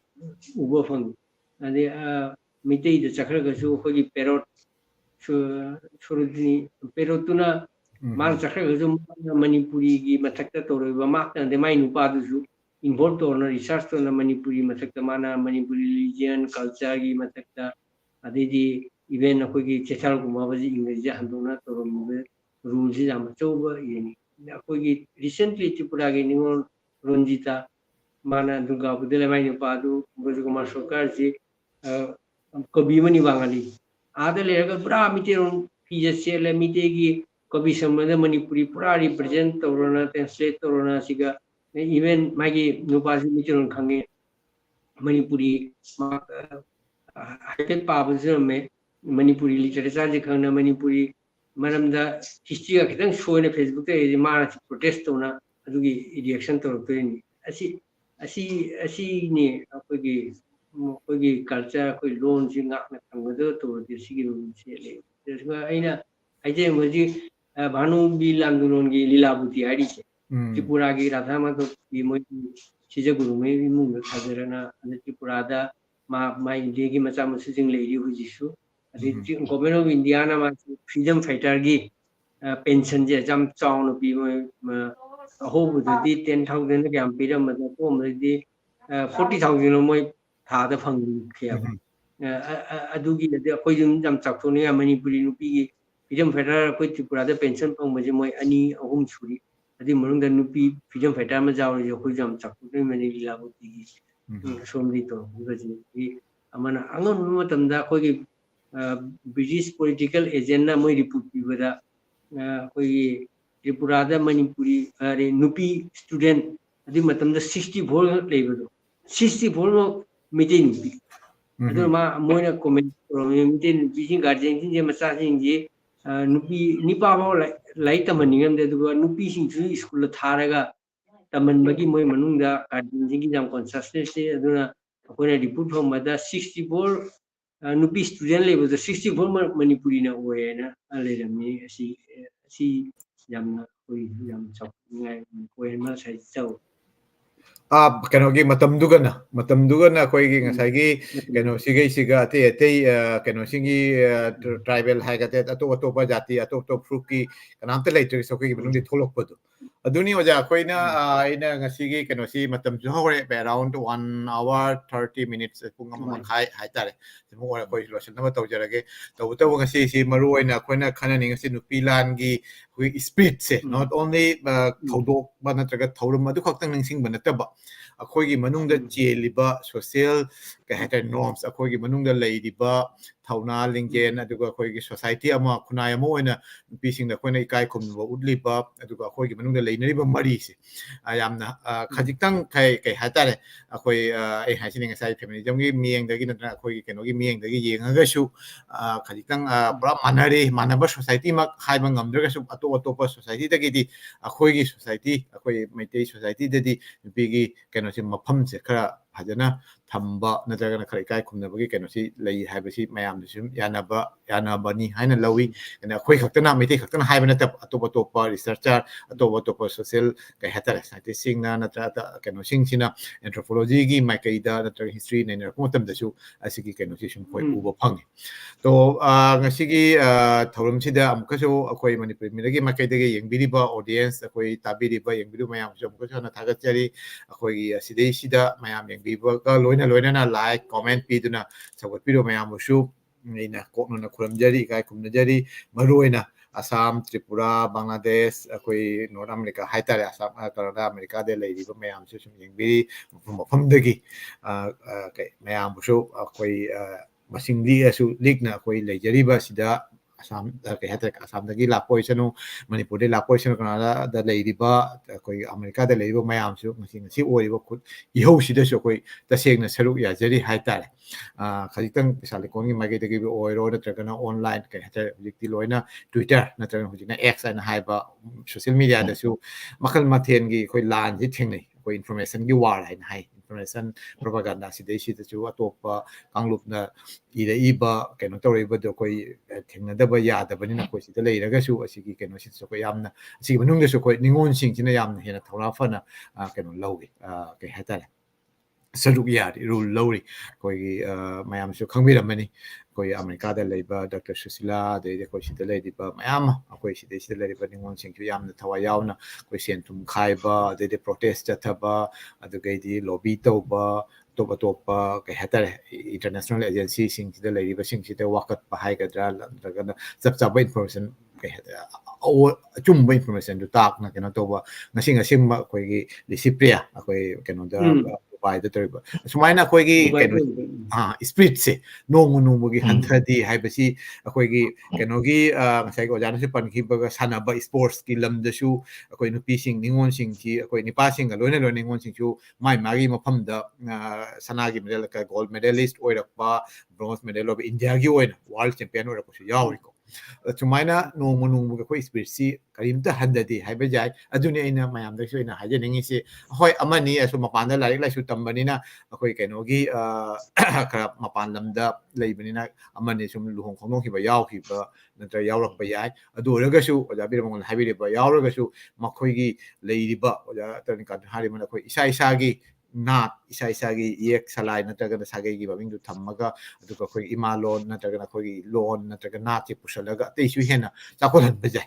to asigumba keno si chu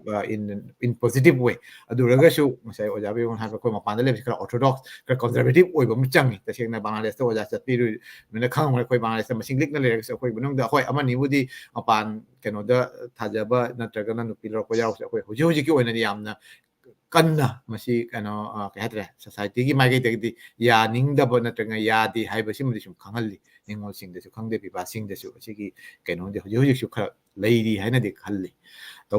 kya ni lei hi gani asim de koi khangba ngam de aduraga su tawpham di thoi haina khalli to si ba panda leiba oja soni gi wari pali de sumaina ko ba panda leiraga su koi mitei gi oiba lon chatna lon chat adugi kano sing che koi nga na chadi ba ngamna bo hotnari to lo selak pada oja sigi kano si mathang koi sum conclusion remark oina ko jatan ni kanta de lak ge koi nupilan sing thorong lo na koi gi ngasi gi hari ba nu hoji ki matam si de nupilan gi wahang thok se not only ihau khakta de na ta koi gi sport like shu da adugai di koi society ama bu sak talak kada keno makta nupi singi keno si thona india sing si su hanji ai ba se si Assam da boro Tripura da boro Bangladesh da boro palam da boro si lady hai ba se ko khangi yagi makai da gi su koi hawla iban harol maduina koi gi next generation hatare ko makoi gi ma sing da su cha sing da su janingol sing da su koi kari haining ba ji chen sing su kari haining ko yagi matang da gi sum aroi ba conclusion mountain jatan ni kanta ai wakandana akogi mamang da ge koi le spirit mikha puning da ba migi mateng lawning da ba naitong hing ba o si puna magi spirit se akoi le ba ta ba madu re ga di na ai gi amam ngak ta na ai gi chanabi masi kai da ma spiritual le ga di akoi mitai ya ba jati se mangoi kari gi na da chahi tare gunta bagi badam da mitai se almost tumlu ra bani adu ngasi bang ujik 20 dauna 20 ke khabok jarok tore akoi hing dari ma bani budagi akoi mahum kai da na koi Assam da Bangladesh da Tripura da West Bengal ama mada loin chen gre adu ba koi le ujik ju hing ri sai tare kuntak pada mullau draba jati adu mutwa hong le kari go ma tamda kari gina koi spirit ama leibdo akoi isa hingna bagi ai kano tauna bagi machi spiritual leirabadi mitai eba jati se sumun mullo ai se ai gi thaja bane waja 오케이. 타가짜리 어자 주무상 거의 어자 그나 동 어자 비 몽동 락세게 거기 클로징 리마크 하이따레 거기 그나 시기 어자나 좀 가직당 카 탐비람. 아코이 어자테니 간담지 하이게 그 제이테리 군다고다 Manipur missing one third तने मणिपुर लेवजे मपान 2/3 बनी Burma करिया ma'am मूल होद्रब जाति मूल त्रिपुरा की अखोबू खुदम तमीबनी त्रिपुरा की त्रिपुरी चिंग लागा generation Agartala लाना लेखिबद मोई लोनजे कोकबोर लोनजी कावरे में मसा बांग्ला लोनजी गांगे अदुना हाउसिंग टाउन ट्राइबल मणिपुरी मोगी पुरोन तरे निपान मोना त्रिपुरा लोन कल्चर काउद्रगा जेनरेशन काउरी करी मसिंग लिखना लेरगसु अखोइना सुक्याम कुइना जेनरेशन मयाम लेरगसु कोइ लोन से काउदना कल्चर का नाकना थमत नतना हुजिक्ति अखोइ लोन खरा स्टैंडर्ड ओइबो इदबा मणिपुरी साहित्य त्रिपुरा बांग्ला की हेक मथंग तारकदा मणिपुरी लिटरेचर तो लोन जे मणिपुरी लोन मोइना सु कोइ बुरी गाट तो हेक तरबदा हेंग 17 पुस्तक में लाइना पब्लिशर की लाइन ले कोई मणिपुरी साहित्य से मेंबर नि अदुगी पुस्तकागी चई खुदिंगी मेला दिन में नोम से मणिपुरी दे ना आइथोई अदुगा मणिपुरी साहित्य कल्चर में आलोचना कोई 17 डे सिगा मरी जगिना तरुक कोई पुंगनी मणिपुरी साहित्य की मोना हाइना मणिपुरी साहित्य ओगोगति उपप्रतिबंधकता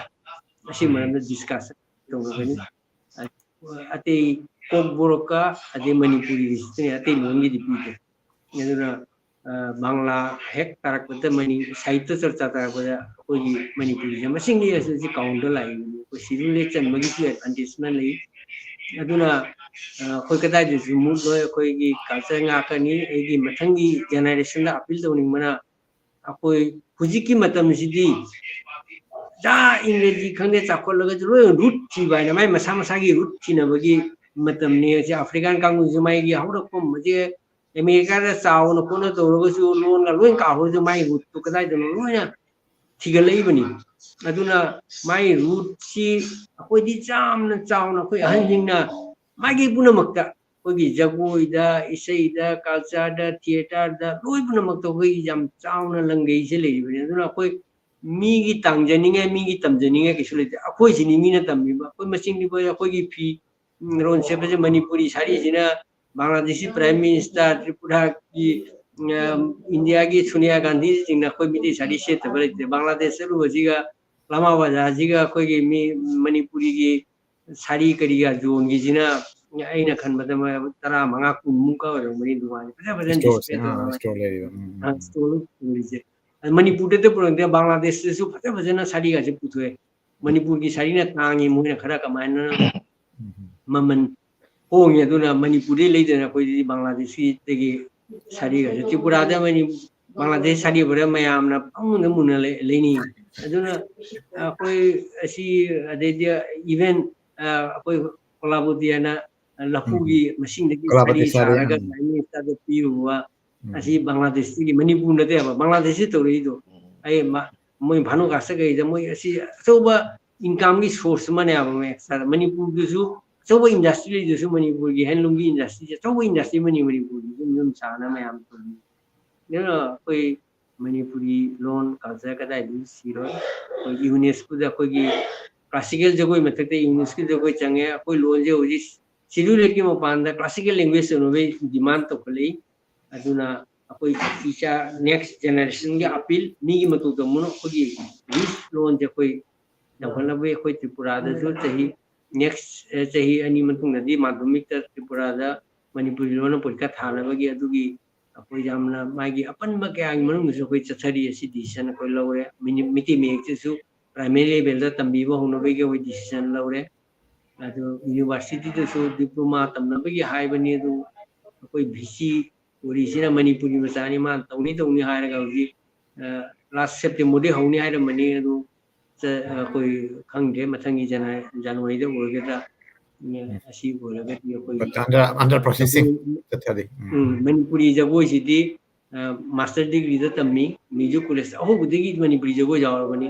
okay ꯑꯗꯨꯅ ꯑꯩꯈꯣꯏ ꯃꯥꯡꯉꯣꯏ ꯇ꯭ꯔꯤꯄꯨꯔꯥꯗꯁꯨ ꯑꯩꯈꯣꯏ ꯃꯁꯤꯡ ꯂꯩꯔꯁꯨ ꯑꯩꯈꯣꯏ ꯀꯜꯆꯔ ꯂꯣꯟꯗꯤ ꯃꯥꯡꯉꯔꯣꯏ ꯃꯅꯤꯄꯨꯔꯁꯨ ꯃꯥꯡꯉꯣꯏ ꯕꯪꯒ꯭ꯂꯥꯗꯦꯁꯇꯁꯨ ꯀꯔꯤꯝꯇ ꯃꯥꯡꯉꯣꯏ ꯐꯖꯅ ꯑꯗꯨꯒꯤ ꯊꯥꯖꯕ ꯑꯃ ꯐꯪꯅ ꯎꯅ ꯂꯥꯛꯏꯁꯦ ꯎꯔꯕꯤꯇꯣꯟ ꯇꯧꯔꯤꯕ ꯃꯤꯇꯩꯒꯤꯗꯃꯛ ꯁꯣꯁꯥꯟ ꯇꯣꯉꯥꯟꯅ ꯍꯤꯟꯗꯨ ꯃꯅꯨꯡꯗ ꯃꯤꯇꯩꯒꯤꯗꯃꯛ ꯊꯝꯃꯤꯕ ꯑꯗꯩꯗꯤ ꯃꯐꯝ ꯑꯃꯗ ꯇꯤꯟꯈ꯭ꯔꯕ ꯇꯥꯎꯟ ꯃꯅꯨꯡꯗꯨꯒ ꯃꯤꯇꯩꯒꯤ ꯔꯣꯠ ꯃꯌꯥꯝ ꯄꯨꯟꯅ ꯇꯧꯔꯤꯕ ꯑꯁꯤꯒꯤ ꯁ꯭ꯄꯤꯔꯤꯠ ꯂꯩꯁꯦ ꯕꯪꯒ꯭ꯂꯥꯗꯦꯁꯁꯨ ꯃꯥꯡꯉꯣꯏ ꯑꯗꯨꯒ ꯈꯔ ꯄꯦꯟꯗꯕ ꯑꯃꯅ ꯕꯔꯃꯥꯗ ꯑꯁꯤ ꯂꯣꯟꯅꯔꯤꯁꯦ ꯍꯧꯖꯤꯛꯁꯨ ꯑꯁꯤ ꯃꯌꯥꯝ ꯆꯪꯅ ꯔꯤꯚꯥꯏꯚ ꯇꯧꯅꯕꯒꯤꯗꯤ ꯀꯟꯅ ꯍꯣꯠꯅꯔꯤ ꯑꯁꯤ ꯈꯔ ꯉꯥꯡꯕ ꯂꯣꯟ ꯉꯥꯡꯕꯁꯨ ꯂꯩꯔꯤ ꯃꯌꯥꯝ communication ꯆꯠꯊꯣꯛ ꯆꯠꯁꯤꯟ ꯇꯧꯔꯒꯗꯤ ꯇꯧꯕꯗꯤ ꯃꯥꯔꯁꯦꯜ ꯂꯣ ꯂꯩꯕꯗꯨꯅ ꯈꯔ ꯄ꯭ꯔꯣꯕ꯭ꯂꯦꯝ ꯑꯣꯏꯔꯦ ꯕꯔꯃꯥꯁꯤꯁꯨ ꯃꯁꯤꯡꯗꯤ ꯌꯥꯝ ꯂꯩ ꯍꯥꯏꯇꯥꯔꯦ ꯑꯗꯨꯒ ꯔꯤꯚꯥꯏꯚ ꯑꯣꯏꯔꯒꯗꯤ ꯅꯨꯡꯉꯥꯏꯅꯤ ꯑꯗꯨ ꯁꯣꯝꯗ ꯑꯩꯈꯣꯏ ꯏꯅꯥꯎ ꯄ꯭ꯔꯃꯣꯗ ꯍꯣꯏ ꯇꯥꯃꯣ ꯑꯩꯈꯣꯏꯒꯤ ꯃꯣꯅꯤꯍꯥꯔ ꯍꯣꯏ ꯀꯅꯥꯗꯥꯗ ꯃꯁꯤꯡ ꯑꯃꯅꯤꯇꯪ ꯂꯩꯔꯒꯁꯨ ꯃꯣꯏꯅ ꯀꯅꯥꯗꯥꯗꯒꯤ ꯀꯣꯟꯇ꯭ꯔꯣꯜ ꯇꯧꯔꯒ ꯍꯧꯖꯤꯛ ꯃꯅꯤꯄꯨꯔꯤ ꯁꯥꯍꯤꯇ꯭ꯌ ꯂꯣꯟ ꯀꯜꯆꯔꯒꯤ ꯗꯤꯁꯀꯁꯟ ꯇꯧꯔꯤ ꯁꯤꯁꯨ ꯌꯥꯝꯅ ꯅꯨꯡꯉꯥꯏꯕ ꯑꯃꯅꯤ ꯊꯥꯒꯠꯆꯔꯤ ꯇꯧꯔꯤ ꯑꯣꯖꯥ ꯑꯁꯤ ꯑꯩꯈꯣꯏ ꯈꯛꯇ ꯅꯠꯇꯦꯗ ꯑꯩꯈꯣꯏ ꯍꯟꯗꯛꯇꯁꯨ ꯑꯩ ꯑꯣꯖꯥꯗꯁꯨ ꯄꯥꯎ ꯑꯣꯏꯅ ꯇꯝꯈꯤꯕꯗꯨꯅꯤ ꯃꯌꯥꯝꯗꯁꯨ ꯍꯥꯏꯈꯤꯕꯗꯨꯅ ꯑꯩꯈꯣꯏ ꯀꯅꯥꯗꯥꯗ ꯂꯩꯕ ꯀꯩꯅꯣꯁꯤꯡꯅ ꯑꯩꯈꯣꯏ world Meitei summit global Meitei summit ꯍꯥꯏꯇꯥꯔꯦ ꯅꯣꯠ ꯑꯣꯟꯂꯤ ꯀꯅꯥꯗꯥ ꯑꯩꯈꯣꯏ ꯀꯅꯥꯗꯥꯗꯒꯤ ꯑꯃꯦꯔꯤꯀꯥꯗꯒꯤ ꯌꯥꯎꯔꯛꯏ ꯀꯩꯅꯣ ꯏꯟ ꯄꯔꯁꯟ ꯍꯥꯏꯇꯥꯔꯦ ꯁꯔꯨꯛ ꯌꯥꯕ ꯑꯣꯏꯅ ꯃꯤ ꯑꯣꯏꯅ ꯂꯥꯛꯄ ꯑꯁꯥꯝ ꯀꯩ ꯍꯥꯏꯇꯥꯔꯦ ꯀꯩꯅꯣꯗꯒꯤ ꯑꯩꯈꯣই ꯌꯨ ꯑꯦꯁꯇꯒꯤ ꯂꯥꯛꯄ ꯌꯥꯎꯏ ꯑꯗꯨꯒ ꯑꯣꯟꯂꯥꯏꯟꯗ ꯑꯩꯈꯣꯏ ꯁꯥꯎꯠ ꯀꯣꯔꯤꯌꯥꯗꯒꯤ ꯂꯥꯛꯈꯤꯕ ꯑꯗꯒꯤꯗꯤ ꯖꯄꯥꯟꯗꯒꯤ ꯑꯗꯩꯗꯤ UAE ꯑꯕꯨ ꯙꯥꯕꯤꯗꯒꯤ ꯑꯗꯩ ꯑꯃ ꯃꯐꯝ ꯀꯌꯥꯗꯒꯤ ꯑꯩꯈꯣꯏ ꯊꯥꯏꯂꯦꯟꯗꯒꯤ ꯂꯣꯏꯅ ꯁꯔꯨꯛ ꯌꯥꯏ ꯁꯣ ꯋꯦꯔꯤꯚꯔ ꯎꯏ ꯃꯐꯝ ꯄꯨꯝꯅꯃꯛꯇ ꯑꯩꯈꯣꯏ ꯂꯩꯔꯒꯁꯨ ꯑꯩꯈꯣꯏ ꯃꯩꯇꯩꯅꯤ ꯃꯩꯇꯩꯒꯤ ꯑꯣꯏꯕ ꯊꯕꯛ ꯊꯧꯔꯝꯗ ꯑꯩꯈꯣꯏꯁꯨ ꯁꯔꯨꯛ ꯌꯥꯒꯅꯤ ꯌꯥꯕ ꯇꯥꯏ ꯌꯥꯐꯝ ꯊꯣꯛꯏ ꯍꯥꯏꯕꯒꯤ ꯀꯩꯅꯣꯁꯤꯗꯤ ꯍꯧꯖꯤꯛꯁꯨ ꯆꯦꯜꯂꯤ ꯑꯗꯨꯅ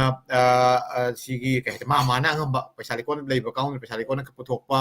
ꯑꯗꯩꯗꯤ ꯉꯁꯥꯏ ꯑꯣꯟꯂꯥꯏꯟꯗ ꯑꯩꯅ ꯍꯥꯏꯕꯗꯣ ꯁꯣꯁꯤꯌꯦꯜ ꯃꯦꯗꯤꯌꯥꯗ ꯏꯃꯦꯜꯇꯪ ꯑꯣꯏꯔꯒꯁꯨ ꯅꯠꯇ꯭ꯔꯒꯅ ꯀꯩꯅꯣꯇꯪ ꯑꯩꯈꯣꯏ ꯏꯟꯐꯣꯔꯃꯦꯁꯟ ꯈꯤꯇꯪ ꯀꯩ ꯍꯥꯏꯇꯥꯔꯦ ꯁꯟꯗꯣꯛꯄꯕꯨ ꯑꯣꯏꯔꯒꯁꯨ ꯁꯣ everybody has their own part ꯃꯁꯥ ꯃꯁꯥꯒꯤ ꯀꯩꯅꯣꯁꯤꯡꯗꯣ ꯑꯩꯈꯣꯏ ꯄꯨꯊꯣꯛꯅꯕ ꯍꯣꯠꯅꯔꯤ ꯇꯣ ꯌꯥꯝ ꯅꯨꯡꯉꯥꯏ ꯑꯣꯖꯥ ꯃꯌꯥꯝ ꯑꯩꯈꯣꯏꯒꯤ ꯀꯩꯅꯣꯁꯤꯗ ꯑꯩꯈꯣꯏꯅ ꯍꯥꯏꯖꯔꯨꯕꯗ ꯃꯅꯤꯄꯨꯔꯤ ꯃꯌꯦꯛꯅ ꯍꯥꯏꯖꯔꯨꯕꯗ ꯑꯣꯖꯥꯁꯤꯡꯅ ꯁꯔꯨꯛ ꯌꯥꯕꯤꯗꯨꯅ ꯀꯩꯅꯣꯁꯤꯡꯁꯤꯒ ꯂꯥꯛꯄꯁꯤ ꯇꯁꯦꯡꯅ ꯊꯥꯒꯠꯆꯔꯤ ꯏꯀꯥꯏ ꯈꯨꯝꯅꯖꯔꯤ ꯑꯗꯨꯒ ꯂꯣꯏꯅꯅ ꯑꯩꯈꯣꯏ ꯑꯁꯤꯗꯩꯁꯤꯗ ꯀꯩ ꯍꯥꯏꯇꯥꯔꯦ ꯃꯄꯥꯟ ꯂꯝꯗ ꯂꯩꯔꯒꯁꯨ ꯑꯩꯈꯣꯏꯕꯨ ꯅꯨꯡꯁꯤꯕꯤꯗꯨꯅ ꯁꯣꯏꯕ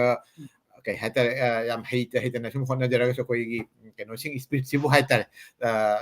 ꯉꯥꯛꯄꯤꯕ ꯑꯣꯏꯅ ꯑꯣꯖꯥꯁꯤꯡꯅ ꯁꯔꯨꯛ ꯌꯥꯕꯤꯔꯛꯄ ꯍꯥꯏꯔꯨꯕ ꯃꯅꯤꯄꯨꯔꯗꯩꯁꯤꯅꯀꯣ ꯄꯨꯝꯅꯃꯛꯇꯒꯤ ꯑꯩꯈꯣꯏꯅ ꯀꯩꯅꯣ ꯇꯧꯕꯇꯕꯨ ꯍꯟꯗꯛꯀꯤ ꯏꯔꯥꯡꯁꯤꯅ ꯑꯩꯈꯣꯏꯒꯤ ꯄ꯭ꯔꯣꯒ꯭ꯔꯥꯝꯁꯦ ꯈꯔ ꯑꯩꯅ ꯂꯟꯅ ꯍꯥꯏꯇꯥꯔꯦ ꯈꯔ ꯌꯥꯝ ꯇꯣꯏꯅ ꯇꯧꯔ ꯈꯔ ꯂꯟꯅ ꯈꯔ ꯇꯞꯅ ꯁꯨꯝ ꯆꯠꯊꯖꯕꯅꯤ ꯇꯧꯕꯇꯕꯨ ꯕꯪꯒ꯭ꯂꯥꯗꯦꯁꯇ ꯉꯁꯤ ꯍꯧꯔꯛꯏꯕ ꯅꯍꯥꯔꯣꯜꯒꯤ ꯃꯅꯨꯡꯗꯁꯨ ꯍꯣꯏ ꯑꯩꯈꯣꯏ ꯃꯩꯇꯩꯂꯣꯟ ꯉꯥꯡꯕꯒꯤ ꯀꯩꯅꯣꯁꯤ ꯈꯔ ꯃꯔꯛ ꯑꯃ ꯍꯥꯏꯇꯥꯔꯦ ꯍꯧꯖꯤꯛ ꯑꯃꯨꯛ ꯅꯧꯅ ꯑꯃꯨꯛ ꯑꯩꯈꯣꯏ ꯃꯩꯇꯩ ꯃꯌꯦꯛ ꯇꯝꯕꯒꯤ ꯏꯍꯧ ꯑꯃꯁꯨ ꯀꯟꯅ ꯂꯥꯛꯏ maybe not from the government ꯍꯥꯏꯇꯥꯔꯦ ꯑꯩꯈꯣꯏ ꯇ꯭ꯔꯤꯄꯨꯔꯥꯗ ꯅꯠꯇ꯭ꯔꯒꯅ ꯑꯁꯥꯝꯗ ꯒꯚꯔꯟꯃꯦꯟꯅ ꯄꯩꯁా ꯄꯤꯔꯒ ꯀꯩꯅꯣ ꯇꯧꯕꯃꯛꯇꯤ ꯅꯠꯇꯦ ꯑꯗꯨ ꯑꯣꯏꯔꯁꯨ ꯂꯅꯥꯏꯒꯤ ꯁ꯭ꯀꯨꯜ ꯂꯤꯡꯈꯠꯅ ꯑꯣꯖꯥꯁꯤꯡꯒꯤ ꯃꯁꯥꯒꯤ ꯀꯩ ꯍꯥꯏꯇꯥꯔꯦ ꯀꯥꯗ ꯅꯠꯇ꯭ꯔꯒꯅ ꯃꯥꯡꯒꯣꯟꯗꯕꯨ ꯑꯣꯏꯔꯣ ꯅꯠꯇ꯭ꯔꯒ ꯁ꯭ꯀꯨꯜꯒꯤ ꯃꯁꯥꯒꯤ ꯁ꯭ꯀꯨꯜꯗꯨꯒꯤ ꯀꯥ ꯑꯃꯕꯨ ꯂꯧꯕ ꯑꯣꯏꯔꯣ somehow ꯃꯣꯏ own ꯃꯁꯥꯒꯤ ꯃꯥꯏꯀꯩꯗꯒꯤ ꯍꯥꯏꯇꯥꯔꯦ ꯑꯗꯨꯒꯤ ꯍꯣꯠꯅꯅ ꯑꯩꯈꯣꯏ ꯑꯣꯖꯥ ꯁꯤꯔꯥꯝꯅꯁꯨ ꯍꯣꯠꯅꯕꯤꯗꯨꯅ ꯑꯩꯈꯣꯏ ꯀꯩꯅꯣ ꯇꯧꯅ ꯑꯗꯩꯗꯤ NGO ꯃꯄꯥꯟꯒꯤ ꯀꯩꯅꯣꯗꯒꯤ ꯑꯦꯛꯗꯣꯅ ꯑꯦꯊꯅꯤꯛ ꯀꯝꯃ꯭ꯌꯨꯅꯤꯇꯤ ꯗꯦꯕꯂꯞꯃꯦꯟ ꯑꯣꯔꯒꯅꯥꯏꯖꯦꯁꯟ ꯃꯈꯣꯏꯅ ꯄꯨꯁꯜꯂꯒ ꯃꯄꯥꯟꯒꯤ ꯐꯟꯗꯤꯡꯗꯒꯤ ꯁꯨꯝ ꯇꯝꯈꯠꯄ ꯑꯁꯤꯒꯨꯝꯕ ꯁꯣ ꯀꯩꯅꯣꯁꯤ ꯁꯨꯝ ꯂꯥꯛꯏ ꯑꯗꯨꯅ ꯃꯩꯇꯩꯒꯤ ꯀꯜꯆꯔ ꯃꯩꯇꯩꯒꯤ ꯂꯣꯟ ꯑꯩꯈꯣꯏ ꯀꯩꯅꯣꯁꯤꯗꯤ ꯃꯨꯠꯂꯣꯏ ꯑꯗꯨꯒ ꯁꯨꯝ ꯅꯣꯡꯃꯒꯤ ꯈꯨꯃꯥꯡ ꯆꯥꯎꯁꯤꯜꯂꯛꯀꯗ꯭ꯔꯥ ꯍꯥꯏꯅ ꯈꯜꯂꯤ ꯑꯁꯤꯒꯤ ꯊꯥꯖꯕꯁꯤ ꯊꯝꯖꯔꯤ ꯑꯗꯨꯒ ꯉꯁꯤꯒꯤ ꯀꯣꯃꯦꯟ ꯄꯤꯕꯤꯔꯛꯏꯕ ꯑꯩꯈꯣꯏ ꯑꯁꯥꯝꯗꯒꯤ ꯇ꯭ꯔꯤꯄꯨꯔꯥꯗꯒꯤ ꯕꯪꯒ꯭ꯂꯥꯗꯦꯁꯇꯒꯤ ꯃꯅꯤꯄꯨꯔꯗꯒꯤ ꯃꯌꯥꯝꯁꯨ ꯑꯃꯨꯛꯀꯁꯨ ꯏꯀꯥꯏ ꯈꯨꯝꯅꯖꯔꯤ ꯑꯔꯣꯏꯕꯗ ꯑꯩꯅ ꯃꯌꯥꯝꯒꯤ ꯃꯥꯏꯀꯩꯗꯒꯤ ꯑꯩꯈꯣꯏ ꯃꯅꯤꯄꯨꯔꯤ ꯃꯤꯔꯔꯒꯤ ꯃꯥꯏꯀꯩꯗꯒꯤ ꯑꯃꯁꯨꯡ ꯁꯤꯗ ꯂꯩꯔꯤꯕ ꯃꯌꯥꯝꯒꯤ ꯃꯥꯏꯀꯩꯗꯒꯤ ꯃꯅꯤꯄꯨꯔꯒꯤ ꯍꯧꯖꯤꯛ ꯑꯣꯏꯔꯤꯕ ꯏꯔꯥꯡꯁꯤ ꯈꯔꯕꯨꯗꯤ ꯍꯟꯊꯔꯦ ꯑꯇꯩꯁꯨ ꯍꯦꯟꯅ ꯀꯩꯅꯣ ꯍꯥꯏꯗꯤ ꯇꯪ ꯇꯥꯕ ꯄꯨꯟꯁꯤ ꯑꯃ ꯈꯔ ꯌꯥꯡꯅ ꯍꯟꯖꯤꯜꯂꯛꯀꯗ꯭ꯔꯥ ꯍꯥꯏꯕꯁꯦ ꯁꯤꯒꯤ ꯀꯩꯅꯣꯁꯤ ꯊꯝꯖꯔꯤ ꯑꯗꯨꯒ ꯂꯣꯏꯅ ꯏꯔꯥꯡ ꯑꯁꯤꯗꯩꯁꯤꯗ ꯂꯩꯈꯤꯗꯕ ꯀꯩ ꯍꯥꯏꯇꯥꯔꯦ ꯑꯋꯥ ꯑꯅꯥ ꯇꯥꯔꯤꯕ ꯃꯌꯥꯝꯒꯤ ꯃꯥꯏꯀꯩꯗꯁꯨ ꯑꯩꯈꯣꯏꯅ ꯅꯨꯡꯉꯥꯏꯇꯕ ꯐꯣꯡꯗꯣꯛꯆꯔꯤ ꯑꯩꯈꯣꯏꯅ ꯉꯝꯖꯕ ꯈꯔꯗꯤ ꯃꯇꯦꯡ ꯄꯥꯡꯈꯤꯒꯅꯤ ꯄꯥꯡꯖꯔꯤ ꯄꯥꯡꯗꯨꯅ ꯆꯠꯀꯅꯤ ꯃꯁꯤ ꯑꯃꯇꯪ ꯍꯥꯏꯖꯔꯒ ꯉꯁꯤ ꯑꯩꯈꯣꯏꯒꯤ ꯅꯨꯄꯤ ꯂꯥꯟ ꯏꯁꯤꯡ ꯊꯧꯔꯝꯁꯤꯗ ꯈꯟꯅ ꯅꯩꯅꯕꯗ ꯁꯔꯨꯛ ꯌꯥꯔꯤꯕ ꯑꯣꯖꯥ ꯕꯤꯔꯃꯪꯒꯣꯜ ꯑꯣꯖꯥ ꯂꯥꯏꯁ꯭ꯔꯝ ꯇꯔꯅꯤꯀꯥꯟꯇꯣ ꯑꯣꯖꯥꯒꯤ ꯆꯤꯜꯂꯕ ꯃꯇꯝ